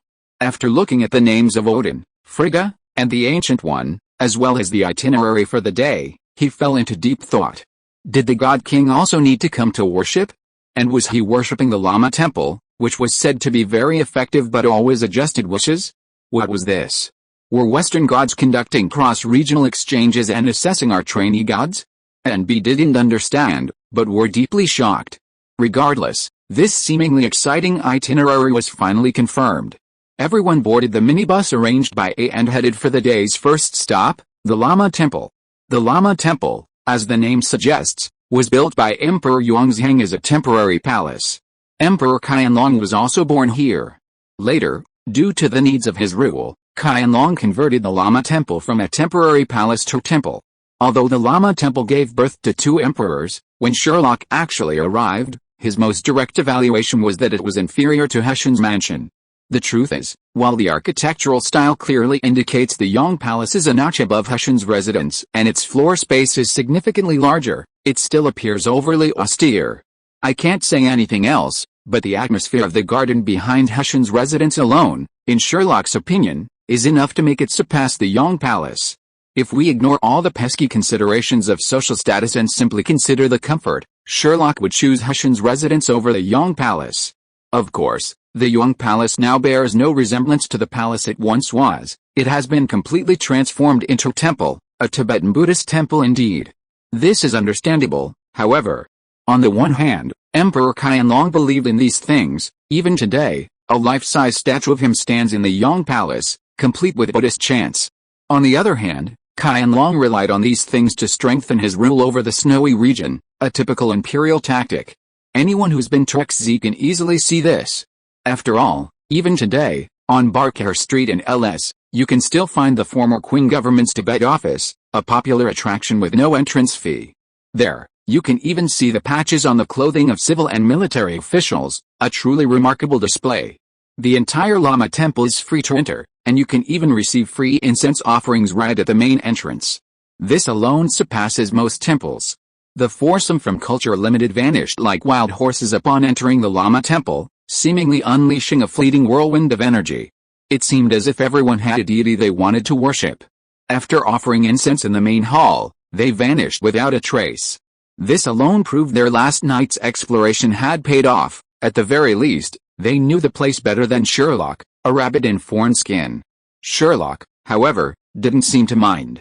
After all, in both his past and present lives, while Sherlock had visited Buddhist temples, his heart was still more devoted to Taoism. After all, it was Taoism that perfectly suited Sherlock's mentality. Other sects advocated being a good person and doing good deeds, hoping to transcend reincarnation or be reborn in a good family in the next life. But Taoism, on the other hand, said, I'm going to become an immortal in this life. What next life? Other sects all focused on asking the Lord, the God, to grant me strength and courage to face enemies or difficulties. Look at us Taoists, urgent, As the command goes, immortals, come to me. Compared to Taoism, other sects simply couldn't compare. So Sherlock wasn't anxious at all. He simply followed the three big men, calmly listening to Master A's explanation of the Lama Temple and occasionally offering incense to the deities and Buddhas enshrined within. But soon, Sherlock regretted not leaving with the limited culture group. The reason was simple. Initially, Odin, confused, would also follow Sherlock in offering incense, but as Master A explained, Odin gradually realized something was amiss. Oh my god, something's wrong. The guy sitting up there should be my equal. Maybe I even know this guy, why should I burn incense to him? If you're listening to this novel on a channel other than Fanfic World, it means they downloaded and uploaded it without effort. We cordially invite you to visit our channel, Mundo Fanfic Novelists. There you'll find the original version of this story and you can explore many other novels of various genres. We're waiting for you to immerse yourself in a world of incredible novels. Chapter 574, The First East-West Immortal Exchange Conference, Part 2. Seeing Odin, having finally realized what was happening, he immediately slapped the incense in his hand onto Sherlock's head. Ancient One and Frigga couldn't suppress their laughter any longer, and burst out laughing. Their laughter quickly caught A's attention. He thought there was nothing strange or even funny about his explanation, so why were these two big men laughing for no reason? Sherlock, on the other side, quickly provided the answer. He watched as Odin glared at Sherlock, a faint golden glow emanating from his body, while Sherlock lowered his head and seemed to be constantly arguing with Odin while constantly trying to comfort him. Even the dumbest A could guess the general reason. He glanced furtively at Sherlock and could only sigh inwardly at his bravery. Never mind whether Odin was an alien or a legitimate god from Norse mythology, the fact that a major god-level figure could unknowingly burn incense for another deity was enough for A to brag about for the rest of his life. Fortunately, even though Odin had reacted, the Young Palace was a legitimate imperial structure, with distinct regulations from Hessian's residents. Having reacted, Gia focused his explanation on the architecture rather than the deities within. Meanwhile, Odin, finally calmed by Sherlock, seemed to have flipped a switch, constantly spouting off little gods of the divine realm that would have made Gia break out in a cold sweat. Through Odin's words, Sherlock also learned a bit of divine trivia that had been previously obscure to him. Unlike Western gods like Odin and Zeus, who often tended to congregate together, the Eastern gods seemed to disdain the same stigma. They tended to form solitary groups, confined to their own little territories. But that didn't mean they were easy to bully. If you dared to provoke them, they would crush your entire kingdom. Just like the rabbits, I only enjoy farming. But if you forbid me from doing so, I'll take away your farming philosophies. As expected of the rabbits' deities, they're absolutely of the same lineage. As for Buddhism, you might not believe it, because the rabbits' deities are so powerful they can even rival the celestials, and due to differing ideologies, they disdain communication with the outside world. However, this group of golden Buddhas has become the only channel for communication between Western gods like Odin and the rabbits' Eastern gods. The reason is simple: compared to Western gods like Odin, the Buddha's ideologies are at least slightly closer to those of the rabbits' Eastern gods.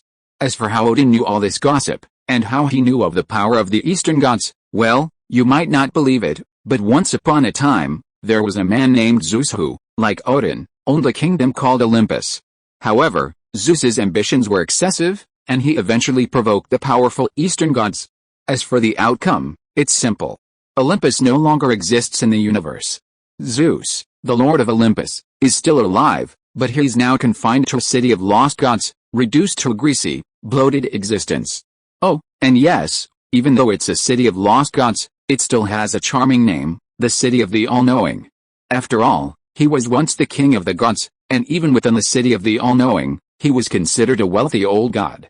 In Odin's words, Zeus has lost the fundamental dignity of a king, becoming a worthless man who only cares about daily pleasures with the goddesses. Of course. Aside from this, Odin seems incredibly petty. Even if A briefly introduces the gods in the hall, Odin will quickly grasp the key points and unleash the deity's dark past without mercy. The most important thing was that, while Odin's voice wasn't loud, it was overwhelmed by the crowd around him. Fortunately, Odin spoke in English. If he had spoken to Rabbit, even Sherlock felt he would have been assaulted by the surrounding believers. Of course, this situation had its pros and cons. The con was that Sherlock, A, and B were extremely cautious throughout their visit to the Lama Temple, fearing that a believer who could understand English would overhear Odin's explosive speech and attack him. The good thing was that Sherlock, A, and B were filled with gossip about the divine realm. For A and B, in particular, this information could be considered intelligence, but it was completely useless. Well, how should I put it? Besides the gossip, the useless information had increased. Most importantly, they were already starting to worry about how to write tonight's report.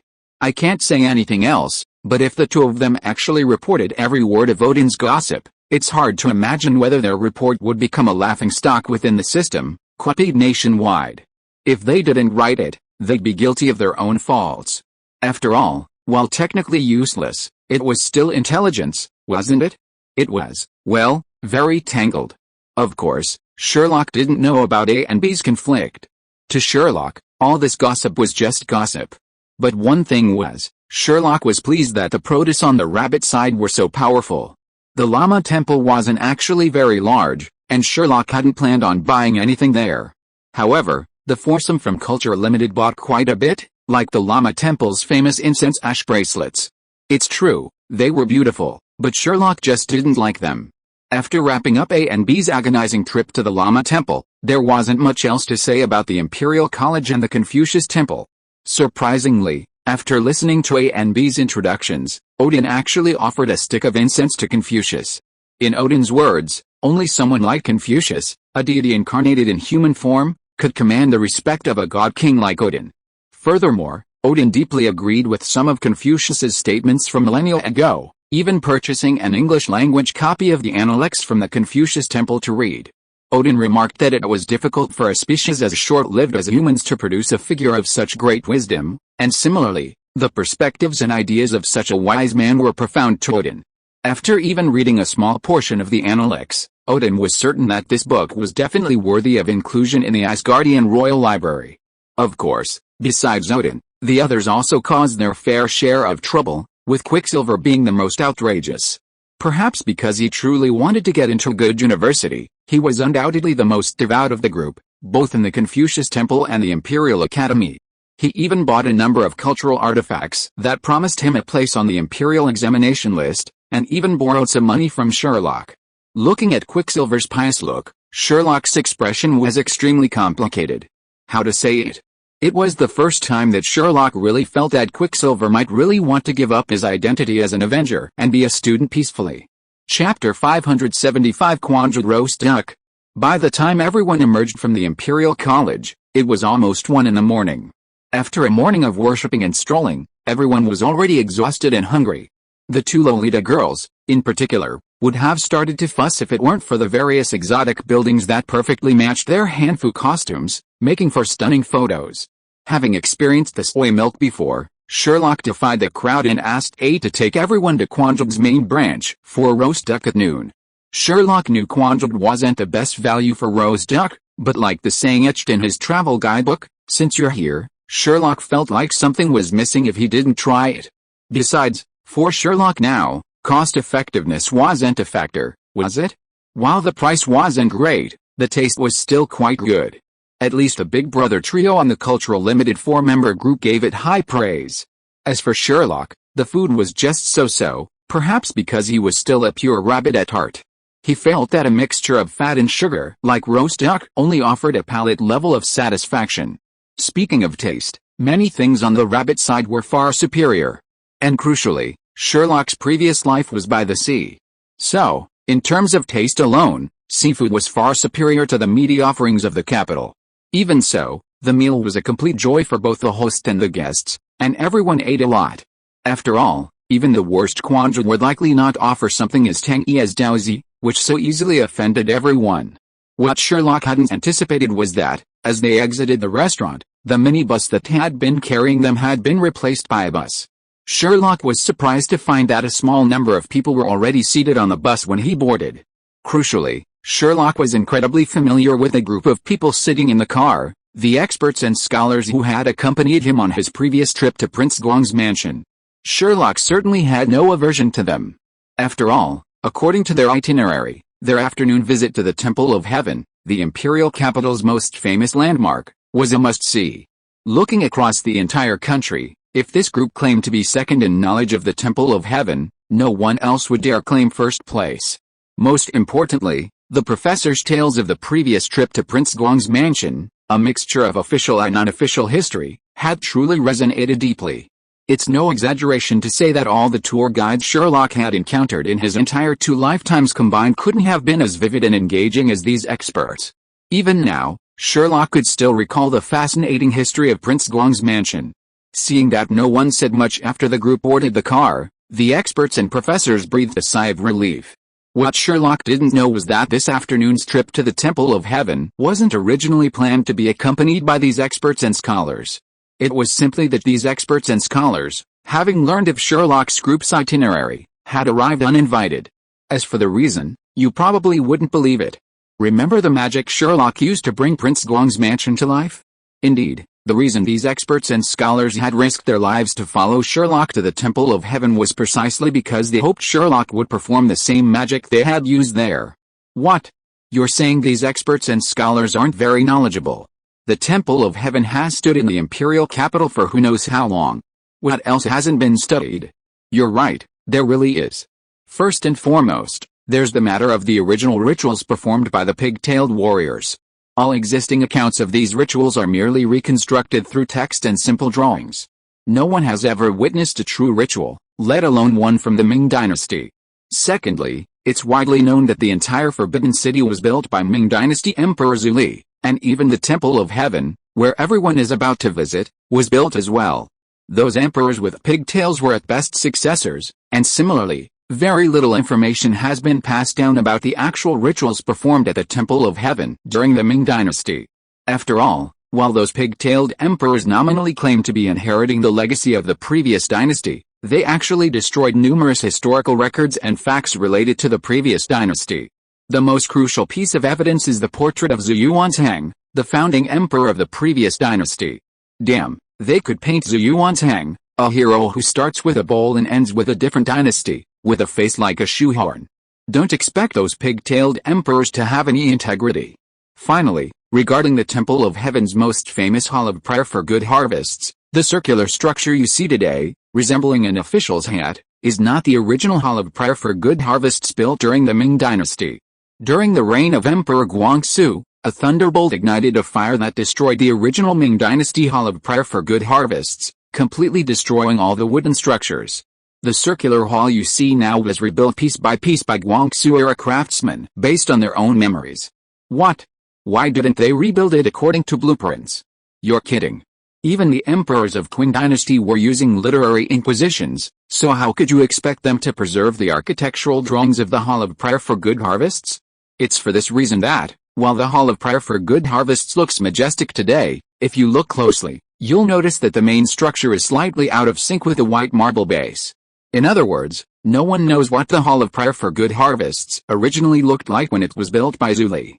And after witnessing Sherlock's magic, do you think historians and architects can finally calm down?